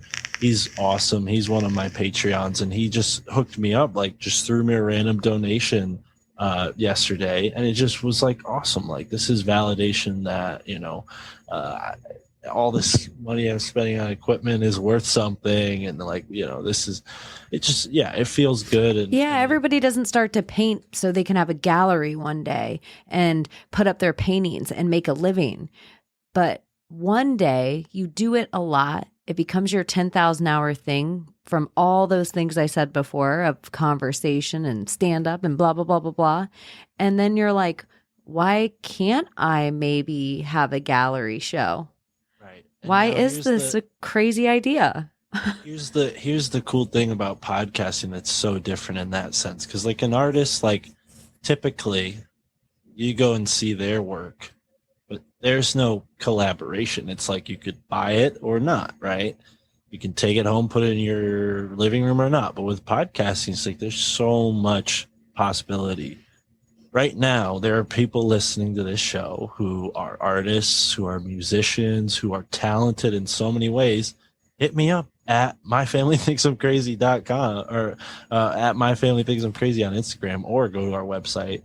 And just get in touch with me and tell me what you're talented in, because I would love to pay you to help me. I mean, there's art I need for my show sometimes, music I need for my show sometimes, and I think that's agree. Crowdsourcing, right? Brilliant. Do the same thing with Chaney. Please hit her up if you love her show and you want to create some art for her show, because we need it. I mean, I don't have enough time in the day to do all that, and I'd love to have more art on my Instagram, and I'd also obviously, give everybody the proper credit and even possibly pay you if I can. But like one guy who's really cool has this website, he puts out all this free music, and I use it in my podcast. And he's got Creative Commons license 4.0, and that's fine. There's plenty of artists that do that, and they put their art out there for anybody to use. And as a podcaster, I hope you know that, because there's so much music out there that you could be using.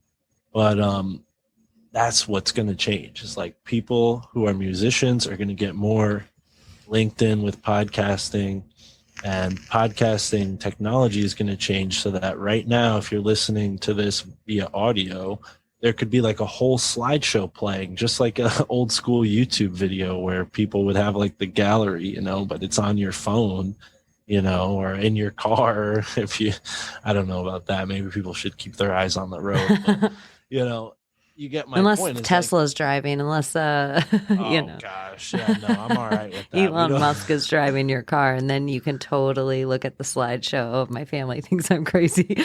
Yeah, in the simulation even deeper, right? Yeah. But I think that's what's cool. Real quick, this is something as a martial artist. Is it just me? I'm going to be the first person to bust this conspiracy wide open right now, and I needed somebody to bounce it off of who actually knows these two people.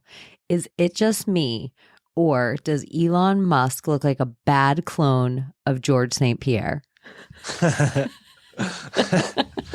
I like George St. Pierre a lot. I think George St. Pierre is amazing. Weirdo. He's a weirdo in all these really great ways. Great. You know how much he loves dinosaurs and all that? Have you ever heard about that?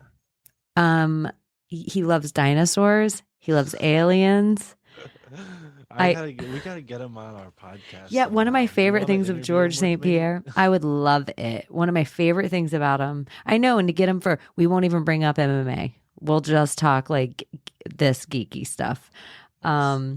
Is Brendan Schaub was backstage and getting ready for a fight, warming up, and George St. Pierre was back there, and he was like, "Brendan, I am terrified. I am terrified." And Brendan Schaub was like, "Holy shit," because maybe it was like his fourth fight at the time, third fight. He was like, "I'm terrified, but I didn't know UFC fighters just lost it. This is like the best fighter of all time." And he is like, "I am terrified right now. I'm losing it."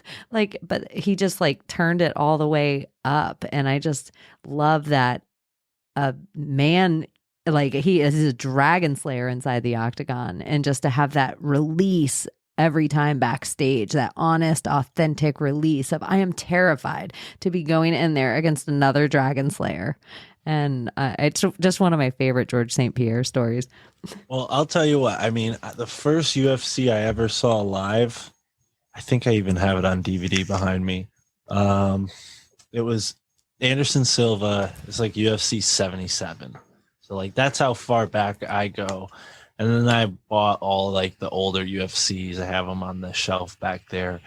And yeah, so right now I'm not really up to date with all of the new fighters because I thought like when Fox bought them and that whole thing happened, it became kind of too commercial. And I never really liked ESPN or anything like that. So I haven't stayed up to date, but I think martial arts is extremely important. I think it's a big part of why I'm interested in all these things because it definitely taught me a lot. I mean, but particularly Bruce Lee's The Art of Jeet Kune Do or the Tao of Jeet Kune Do was just such an interesting book. And the philosophy that he describes in the first 2 or so chapters really just facilitated all of this spiritual, and I should have mentioned that before when I mentioned the Native American stuff, is Taoism is such a natural religion. And I don't agree with all of their things, Buddhism and Taoism. There's some like atheists that kind of have made their way into like creating all these Buddhist books these days. So I don't know, but the Tao of Jeet Kune Do and the Way of the Tao are what's the book I'm thinking of? Not the Way of the Tao. It's the Tao Te Ching. But it's just it's really, I would encourage everybody to go and look that up because I can't do it justice with my own words. Have you ever done any animal totem work? Well, I certainly have done it with my own, like, just by having the book and kind of, I mean, not through anybody's instruction, in a traditional sense of like having like somebody walk me through it, but I've explored that in my own mind through reading certain books. What do you think your animal totems are? Well, I don't know how legitimate this is, but I did find something that showed that the Native American zodiac sign for October, the month I was born, is the crow or the raven. That's cool. So the native zodiac signs do it by the month?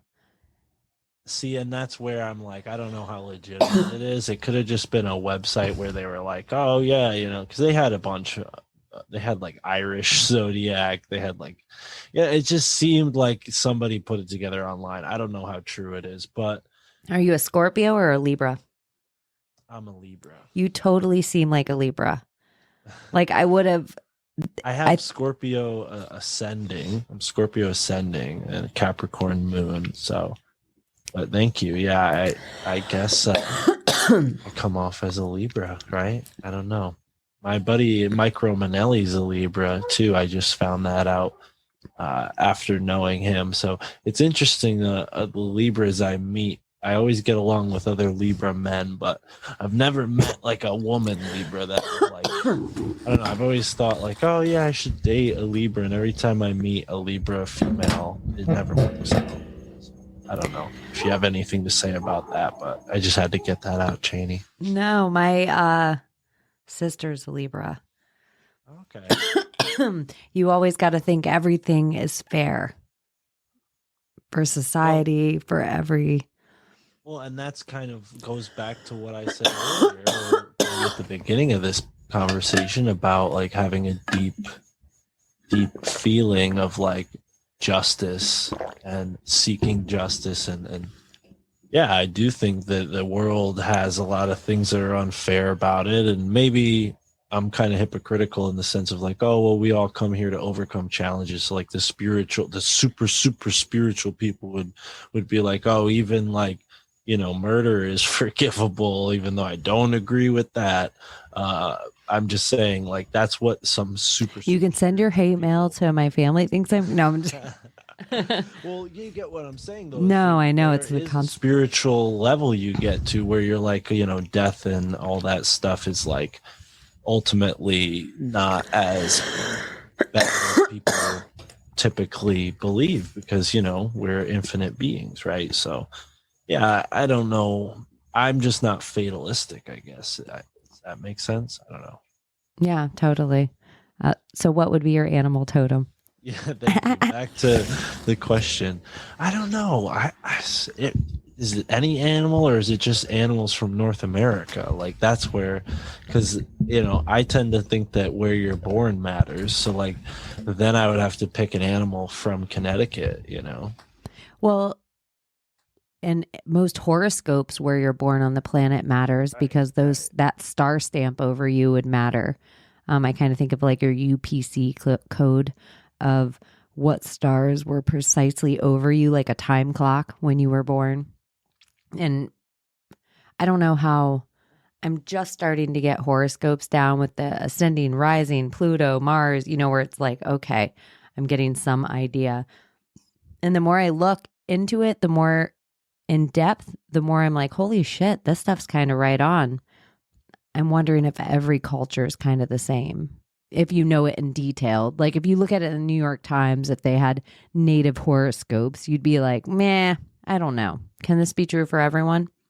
But if you really knew your moon and everything, it might be really detailed. I have a book called Animal Speak that I might be able to grab real quick to tell us both our totem animals. I don't know. Do you know yours? Maybe you can talk about it. I don't know mine. I assume somebody. Totally. Get up.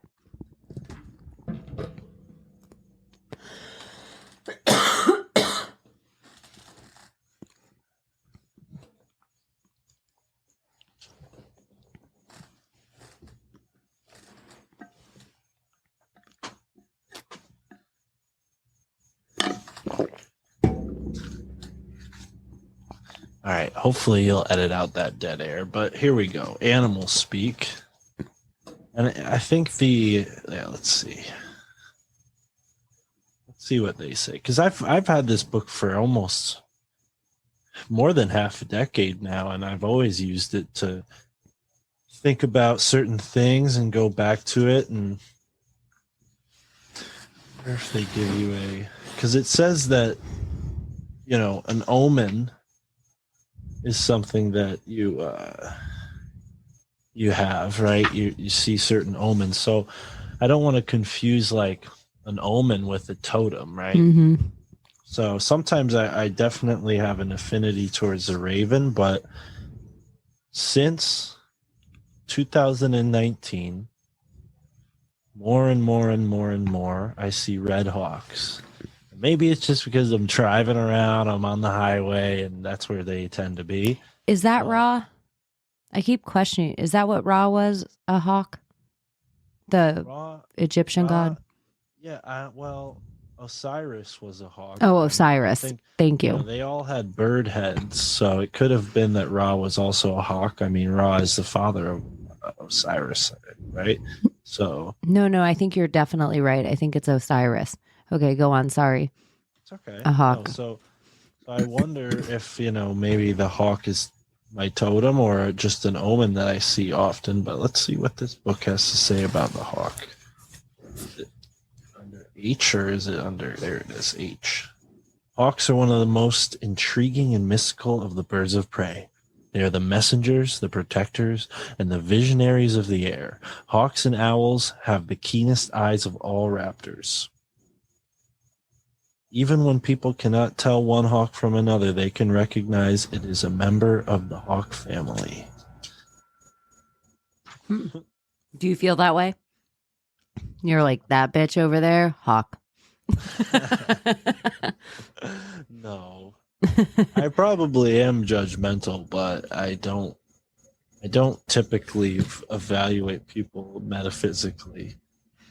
Mine's a giraffe. Is that in there? That's just what I'm picking right now. Symbolic quality of birds. You said giraffe? Yeah. You have to get a whole different book. No, I have to get my giraffe. Oh, that's awesome. My weird giraffe fact is nobody has ever witnessed a giraffe swim. Well, because they're so tall that they just walk on the ground, and the water just comes right up to their neck if it's deep enough. I don't think there's water that a giraffe needs to go through that's deep enough for it to swim. All I right, know. Here's the giraffe, and it is a totem. The giraffe is the tallest of all mammals. See, now this is just zoological. Let me get to the metaphysical stuff, because I feel like they're just telling us what a giraffe is. Okay, so now this is making more sense. So I guess their interpretation is like you can have a different totem based on where you are in life, and this makes more sense. Now I'm starting to come back to what I initially understood this as. And I think a totem pole, you have different weights and different size. Like when they actually carve out a totem pole, your part that's touched to the ground is different than your part in the sky. And then everything in between, almost like your chakras. So maybe there's like a representation of that, like so much bigger than one totem. Right. Well, I would say that the totem itself is not indicative or tied to the totem pole. The totem pole is only something that certain tribes did. I think the idea of a totem, an animal totem, goes far past just the totem pole. But I would agree with what you're saying. I think it's more like at certain points in our life, we have certain totem animals that resonate with us. So if you were to track them on a pole like that would make sense. But then also, I think to say that each one is like a chakra, that would maybe add a different whole level. That's we're making our whole own indigenous. So, but to the giraffe, different Indian.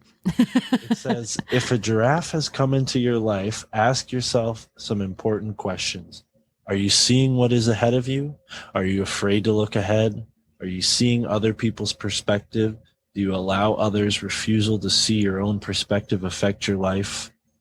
Are you seeing the consequences of your thoughts? The long, thin legs of giraffes are symbolic as well. Legs enable us to move. The symbols of balance and they are symbols of balance, and represent an ability to progress. With giraffe, you have your legs and feet on the ground and your head in the sky. Makes sense. I kind of resonate with the giraffe. I always have. I mean, for the obvious fact that I'm tall, but it's interesting that that's the animal that you mentioned resonating with lately. Is that the one that is that just because of our conversation, or had you been thinking about that before? No, it's definitely resonated with me lately. It keeps coming up. I had a long story with someone of recent where I guess the long and short of the metaphor was, it's kind of like we're all hoofed animals. I feel like sometimes like I'm in a stable of horses and I'm a giraffe and I know how to horse. I can eat the same foods horses eat, and I know how to run around a stable like horses run. I can drink from the trough that the horse is. But when I decide to giraffe sometimes, the horses have no idea what's going on when I'm giraffing. What it says about the head in the sky thing, it's interesting because in the next couple paragraphs it says, on the head of the giraffe are horns that are unlike any other animal. These blunt, long stubs are never shed, and they are covered with skin. As has been mentioned, horns and antlers are symbols of antenna for higher mental faculties and perceptions. With the giraffe, there are actually 3 horns. The third actually looks more like a hump under the skin, but it is located just above the eyes. This placement is very significant, as this is the area of the body associated with the third or inner eye, the seat of higher intuition. This only serves to reinforce the far-sighted perception that the giraffe and its energies can awaken within. So here lies the kind of secret of totem understanding and interpretation. Is like we have these animals that come into our lives, and the way that we interpret what it means to us is kind of shaped by what the animal actually looks like and does, right? So you saw there where they kind of illustrated like, oh, we'll see how the legs are long, that means this, the neck is long, it has these horns, and so on and so forth. I mean, no matter which animal you pick here, it would explain that totem to you in that way. So I encourage people to look up animal totems further, but is there any other animals you have in mind while we have this book in front of us? Snail. That one, I don't know if you'll have that. I think they're all mammals. Let me go to the insects, though. Yeah, I think there is an insect section. Look at that. Okay, hold on. Let's see if they have a snail.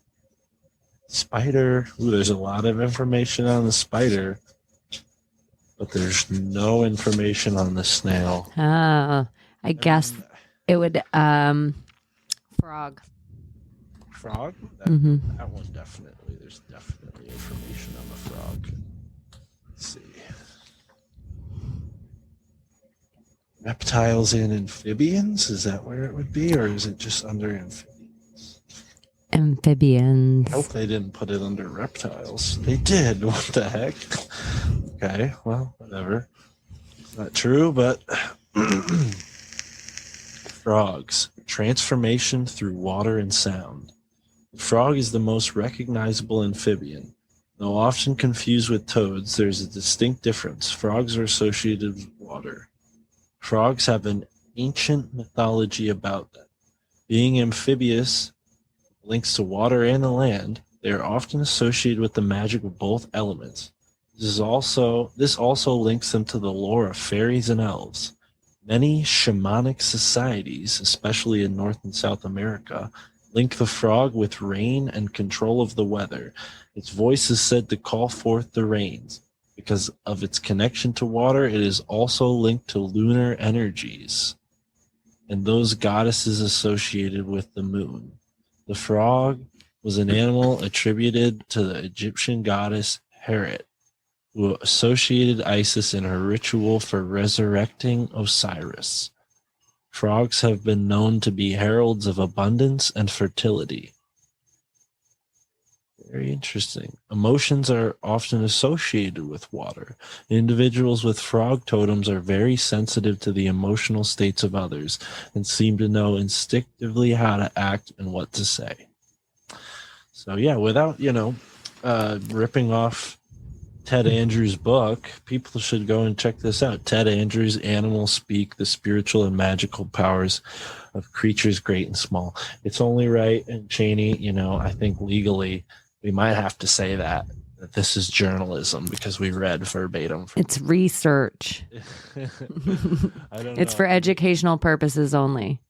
Yeah, but that's the cool thing about podcasting is like there's so many authors and audiobooks out there that are going to be turned into podcasts. I mean, I'm hoping to work with some authors on making like exclusive audiobooks the same way you would make a podcast, because I think it's just a smarter way of doing it. The author could make more money and have a more direct connection with their audience than they would through Amazon.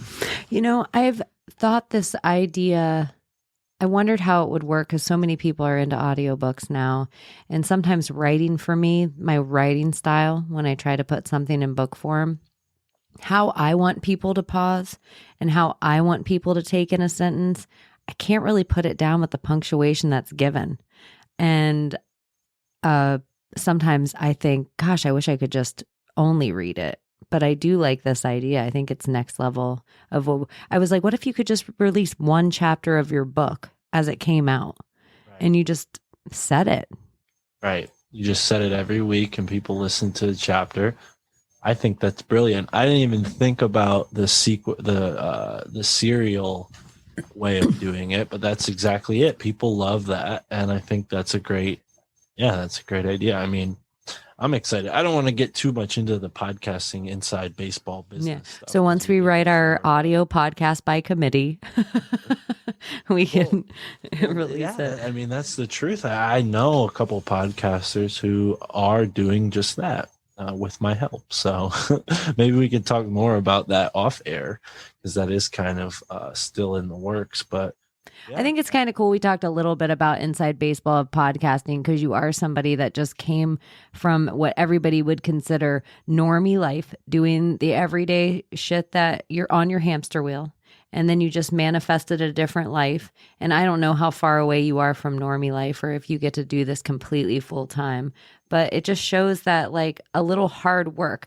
The key to manifestation is action. Like, you want it, you have good intentions behind it, and then get off your ass and actually do something about it. Like, this just didn't all fall in your lap because you're the smartest, best looking guy in school. You know, it was hard work too. And I wasn't. Yeah, that's exactly right. And, you know, someone I really care about told me that I talk too much about my story, my personal story. But now that I'm here, Chaney, maybe I could say, like, you're absolutely right. And, you know, every job I had since I made the decision to leave that community college gave me a different skill that built upon itself. Like, before I was doing all of this, I delivered bread for a bakery and I worked at their farmers market. So I was talking to all these people. I was using my voice. I was saying, ladies and gentlemen, come on down, gather around for the freshest bread in town, you know, and like all these different things, yelling at them at the farmers market and getting to know thousands of people. Like, in a sense, like, there'd be thousands of people that would come to the farmers market. I wouldn't know all of them, but I talked to hundreds of people every day, and that kind of got me out of it. Amongst other jobs, I used to canvas for this, environmental charity, 501, whatever they call it. It's important, but I don't remember. And then I was delivering packages because I did the delivery job for the bread company. So I was like, all right, delivering packages, this is great because I have all this free time to listen to podcasts. So I spent like a year doing that, and multiple years, like 2 years doing that. And that's when, like, I started getting really, really deep into podcasting because I had so much time to listen to them. And I was able to listen to like every episode of the Higher Side Chats, every episode of Tinfoil Hat. And it wasn't like a time waster. It was just like going along, helping me do this job I was already doing. I'm auditory more than a reader. So I'm so grateful for podcasts, because the amount of information I can shove into my brain and rabbit holes and connectivity with like Greg and Sam and you and Grammarica guys, and it's like all these brilliant Gordo's my gush, like where how you always yours is Sam, my Gordo from, you know, those conspiracy guys. Gordo was the first guy I ever supported on Patreon, so I will say that like those conspiracy guys. Oh my gosh, he's my first Patreon too. Yeah. Oh, see the synchros. I messaged him on Patreon back when he said he was going to do that like tour of the U.S.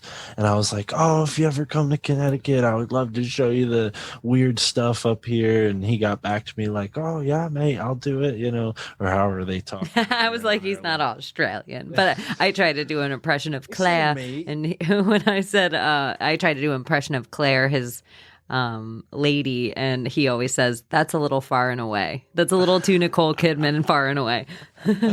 Yeah, I booked him on Tinfoil Hat. He's coming up in June for Tinfoil Hat. But oh, that makes me excited. That means he's going to be having a studio and everything's going to be like at least plugged in and running. That's what we talked about. Yeah, I'm excited for that. But yeah, it's like, you know, why I brought up the delivery job is because something that's really dawned on me is the idea of spatial memorization. So like, there are times, Chaney, when I think of certain episodes of the Grammarica show, but I also think of the town I was delivering in and the neighborhood I was in when I was listening to that episode. You get what I'm saying? So, dude, I know when you were on Tinfoil Hat, and I knew you before your episode of Tinfoil Hat, we had already probably even scratch the surface a little of Aleister Crowley, which I think everyone should go check out your Aleister Crowley episode of Tinfoil Hat. I think it's just done kind of perfect and well to send you off in enough places, and it's not, Sam is emotionally charged, but I think it's fun because that stuff does trigger emotions. I just resonate with him and you trying to explain the idea of it so much in that episode. But I was painting a dining room in a house. I had walked away from my medical job for mask, no mask, blah, blah, blah. And so I remember exactly what color I was doing, what I was listening to, what I did that whole day, where I'm like, yeah, so spatial say it again. And that's like a fold in your brain, and like that moment, because of podcasting and because of the direct experience of actually doing something, I feel like that facilitates a sort of faster and more real, more authentic education, and that's something that I never thought I would find back when I was in community college and had really no idea what a podcast was. I probably listened to the first podcast I ever listened to that was conspiratorial at all was called Stuff They Don't Want You to Know on iHeartRadio. And that's a lot of people's first opening, and they kind of feel guilty for it because now they have this another level of viewing things, and they're like, oh, how did I get in there? And I'm like, it's okay. Don't judge yourself for the... what's funny? It's like I had this sense of like, oh, they used to be so much realer, and then they kind of got corporatized or whatever. And then I talked to Matt, Matt, one of the hosts of Stuff They Don't Want You to Know. It's Matt, Ben, and Noel. And, he was like, hey, man, I actually agree with a lot of what you're saying, because I was real honest with him. I'm like, dude, this is how I feel about your show. And he agreed with me. He's a really good dude, and he cares about the truth. At least that's the impression I got from him. And I think, when you do get a job that's getting you money and paying for your whole life, you do kind of feel a sense of like, well, if there's something that I'm going to say that's going to put this at risk, then I'd rather just not say that. So at a certain point, you have to respect people's lives and understand that it's like, okay, maybe the reason they don't want to go deep is because they're very comfortable doing like the light kind of pop version of conspiracies. And that's fine, because if it wasn't for them, maybe I would have never even found Tinfoil Hat. Right? Agreed. So I had to have that moment. You have to have a step up. Otherwise, it's mind blowing. When I hear kind of what happened to some people in 2020, where they're like, no, I was totally red pilled completely in 2020. And then when I hear the amount of information they know, I'm like, oh my gosh, like it's almost hard on the soul to learn that much information in such a short amount of time, that it's nice when I hear somebody that found things you didn't know, or things you didn't, or Oliver Stone's Hardcore History, or Loose Change, or Alex Jones. I watched that in middle school, so yeah. I mean, I'm not the typical candidate, and it does kind of bother me. I'm sorry to interject. No.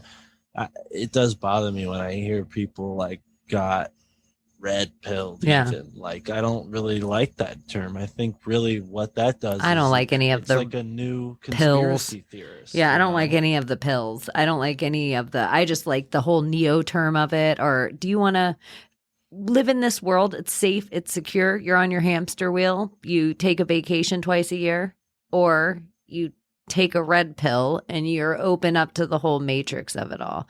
That's what it used to mean. Somewhere along the way, it became really like doomsday, not doomsday, political, not political, blah, blah, blah. But so many of our words now, even like you used to be able to be woke, or you used to say be a truther, or you used to be high vibe. And now all of the things kind of seem like, ugh, am I those things? And it's the same thing we were saying about the shape of the earth. It's like, it's just another thing that divides people. And that's why I don't really like that term. I think the truth is that there is a truth, and we can all find the truth. And when you start to look for the truth, you realize that the truth is being concealed. by the people who claim to know the truth. And then you're like, oh shit. So then it becomes like a real live mystery that you're in, like you're the main character, and certain clues will pop up. And maybe that sounds a little schizophrenic. I mean, I don't like to think that this is all delusional. I try to have a much more sober. Do you believe in synchronicity? Of course. And I think Yes. that, like, you know, it's easy to get carried away and be in this bias where you're like, oh, everything's a conspiracy. But when you do research certain things, you're like, holy shit, like, well, maybe everything's a conspiracy. And yeah, I love that a super logical guy like you really said it, where you're like, no, my walls are made of books and maybe everything is a conspiracy.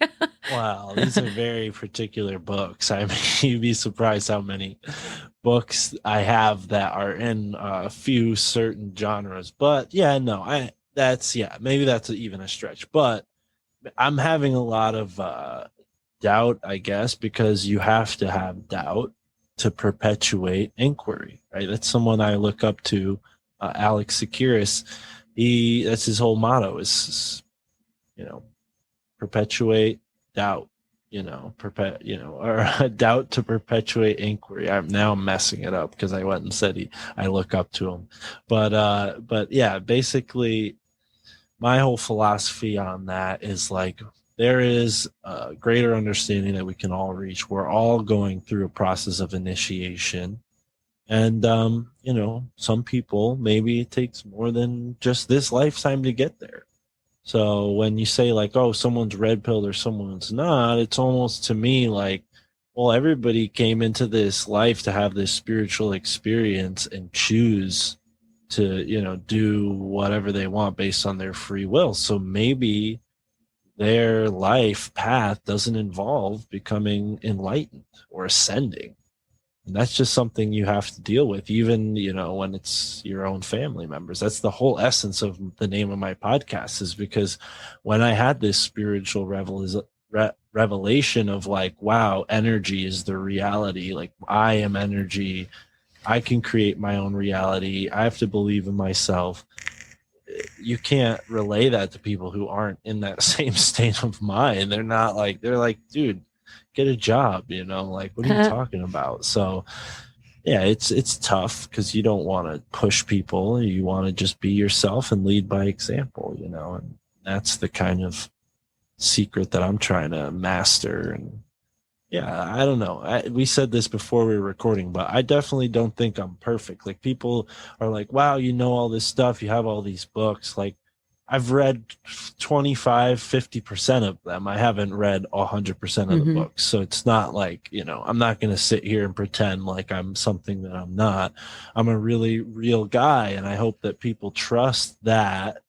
And from that, understand what my show is really just like, and what my whole goal of being on podcasts is to share the sources and share the ideas that I have so that you can come to conclusions on your own, right? I'm never trying to like say, oh, here's the conclusion on Tartaria, and here's the conclusion on Atlantis, and here's the conclusion on the jab, and it bums me out, because there's just people I really care about who are making the decision to, take their health at risk like that, even though for years I've known the science about that. And there's scientists who've spoken out against it, and it's suppressed. So now with the kind of psyops that we're all going through, it's easy to maybe see, if you are a normie, to look at the perspective of like, well, anything that says that the jab is bad for me, that is like conspiracy theorists, right? Even though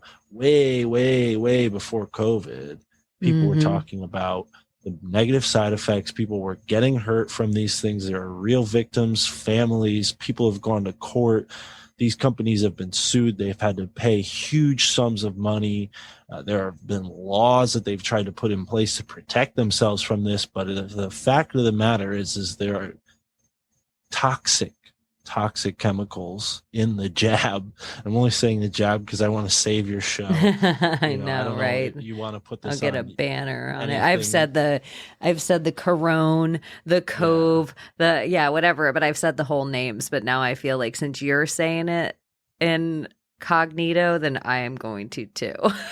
Well, just for this episode. Yeah. I trust your I'll put it's a sensitive thing because it's like I don't ever want to be in the position to tell somebody what to do with their body, right? Just like I wouldn't want them to tell me what to do with my body. That's the whole point, right? I don't want to take it because I don't want someone telling me what to do with my body.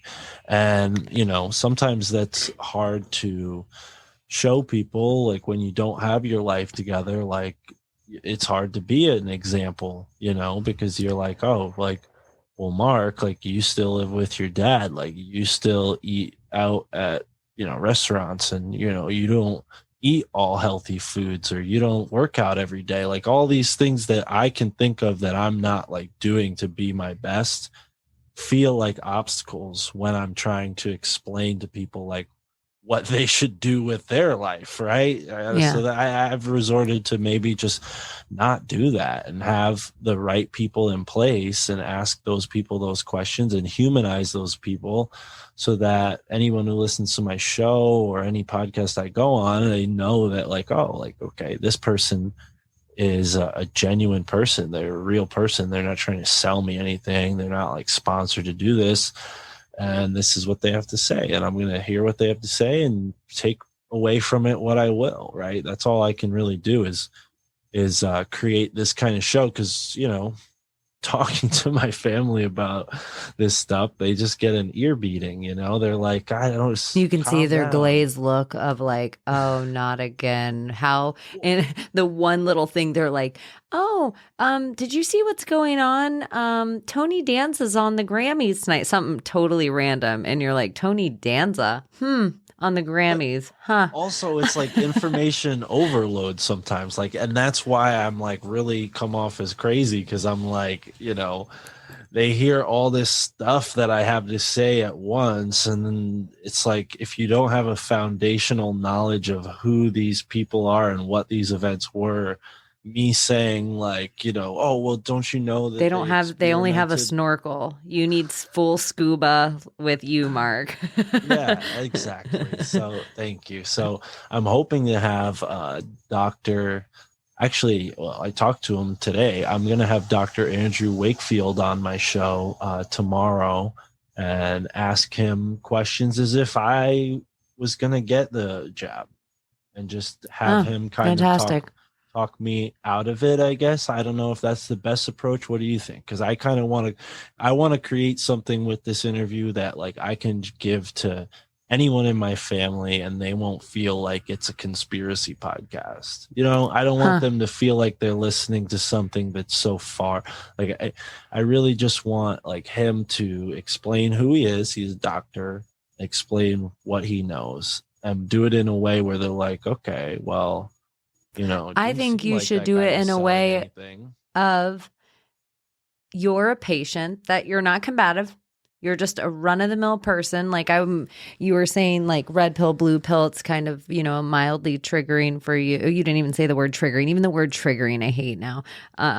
Like the getting compelled to being like, I want to tell people about this shot. I think doing it in the way of you're like, hey, doctor, I want to set up this interview that I am a person who, which for me, I've realized over the past few months, I don't want to wake everyone up.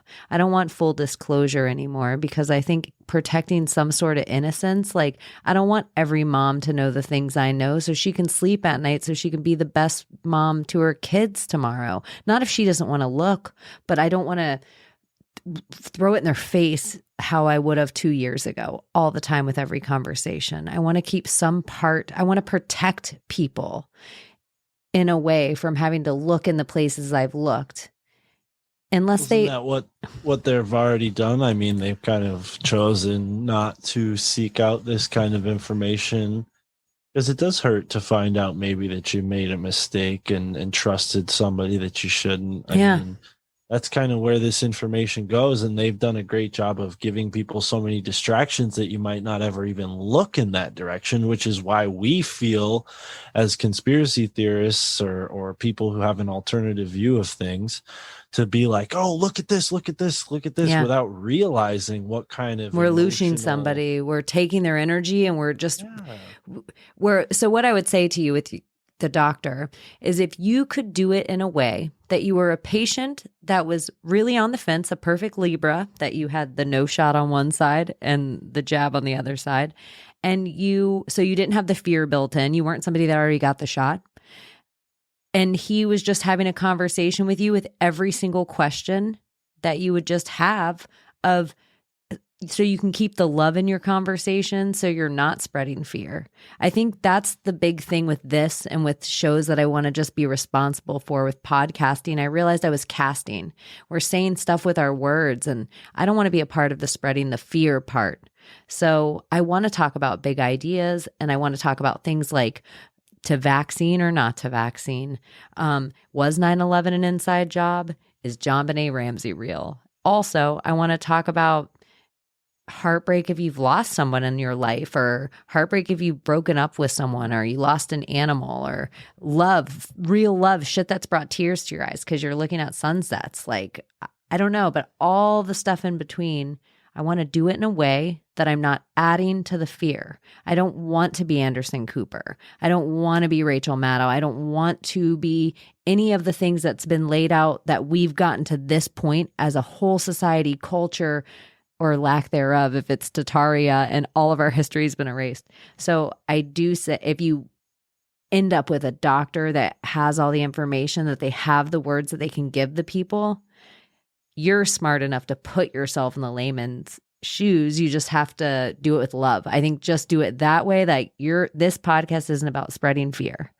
It's like, right. And I think if people hear with different ears when they're not scared.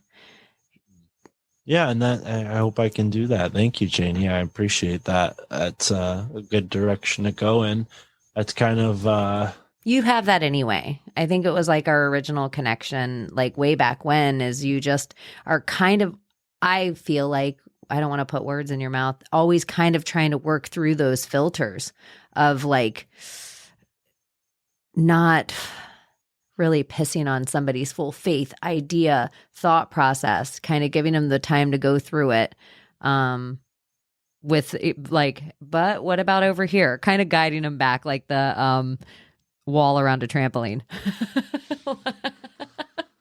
Because you do know a lot of stuff, you don't say it, but I'll say it, you do know a lot of angles of a whole different, tons of schools of thought, even to say things like fairies, Sasquatch, ancient Antiquitech, pyramids, like the amount of ancient cultures. And this has been like 2.5 hours. And this is just scratching the surface. Aleister Crowley, with how much I know you know about all this shit. That's actually a perfect place, a ton of compliment for you to plug every single place everyone can find you. Thank you. Yeah, people can go to myfamilythinksimcrazy.com for, stuff. I mean, I have some cool stuff there that I haven't really been keeping up on for every episode because I've been busy with altmediaunited.com, which is another thing people can check out. Right now it's a cooperative of podcasters, a couple folks that I've been talking to. Right now we have about 24 podcasts in the cooperative, and if you go there, you can listen to every podcast directly through the website or find, which apps that the folks awesome. are on. So, yeah, and I hope to have Project Chaney on there. So if you go there, you can also see Project Chaney.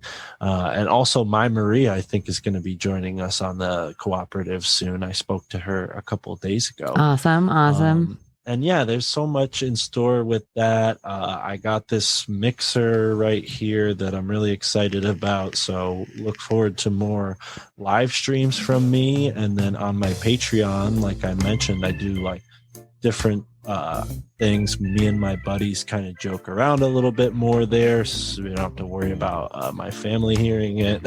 and then also my books. I read from my books there because I don't want to give this away for free because it's other people's work that I've bought. So I think fair enough. Patreon's like a smart way to do it. And I always plug the book itself so people can go get it themselves and support the authors. But yeah, I mean, I encourage people to please support myself on Patreon, or if you prefer, you could just send like a PayPal donation if you like what we're doing, because this show, it's not for free. And same goes for Chaney. Show her some love, send her a donation. I hope she has that available, but if not, we'll have those links on our Alt Media United. Not yet, maybe one day. I want to get like where I feel like We'll figure okay, it out. yeah, We'll hook you I'm up. not ready to hang my stuff in a gallery yet, but I'm totally ready to show my painting. Yeah, I'm so glad you sat down with me. I hope we definitely do it again sometime.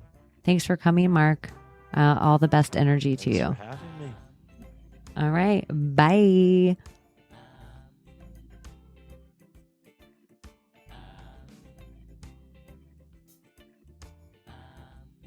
So she has been Chaney, and now she's off to smoke a blunt. See you next Tuesday, you fucking cunts.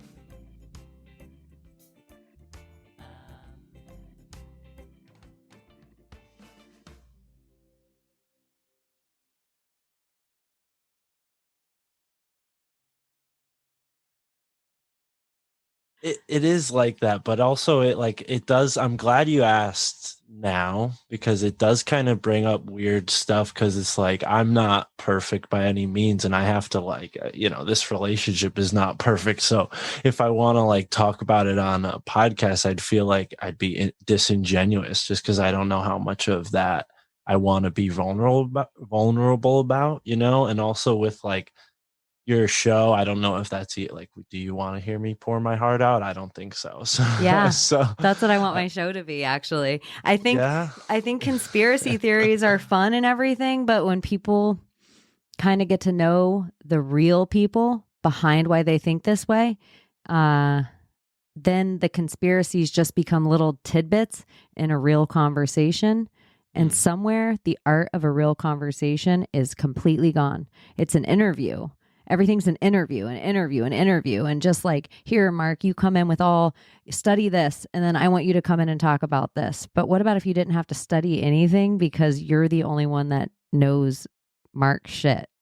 Right. Like, well, now you're kind of making me want to talk about all this stuff. So if it comes up, but I don't want you to feel uncomfortable about anything. So if you feel like dancing it out there at any point, then I'll let you lead the way with that. I've had people on already that are like, look you can talk about anything. I do not want to fucking talk about Donald Trump one bit. And I'm like, kosher, we don't have to talk about Donald Trump. And I had somebody else that was, I just know them on a personal level, that they're like, don't talk about blank in my personal life. And then I was like, cool, I won't even bring it up. And then they brought it up and I was like, whoa, I wouldn't even have ever brought it up this deep.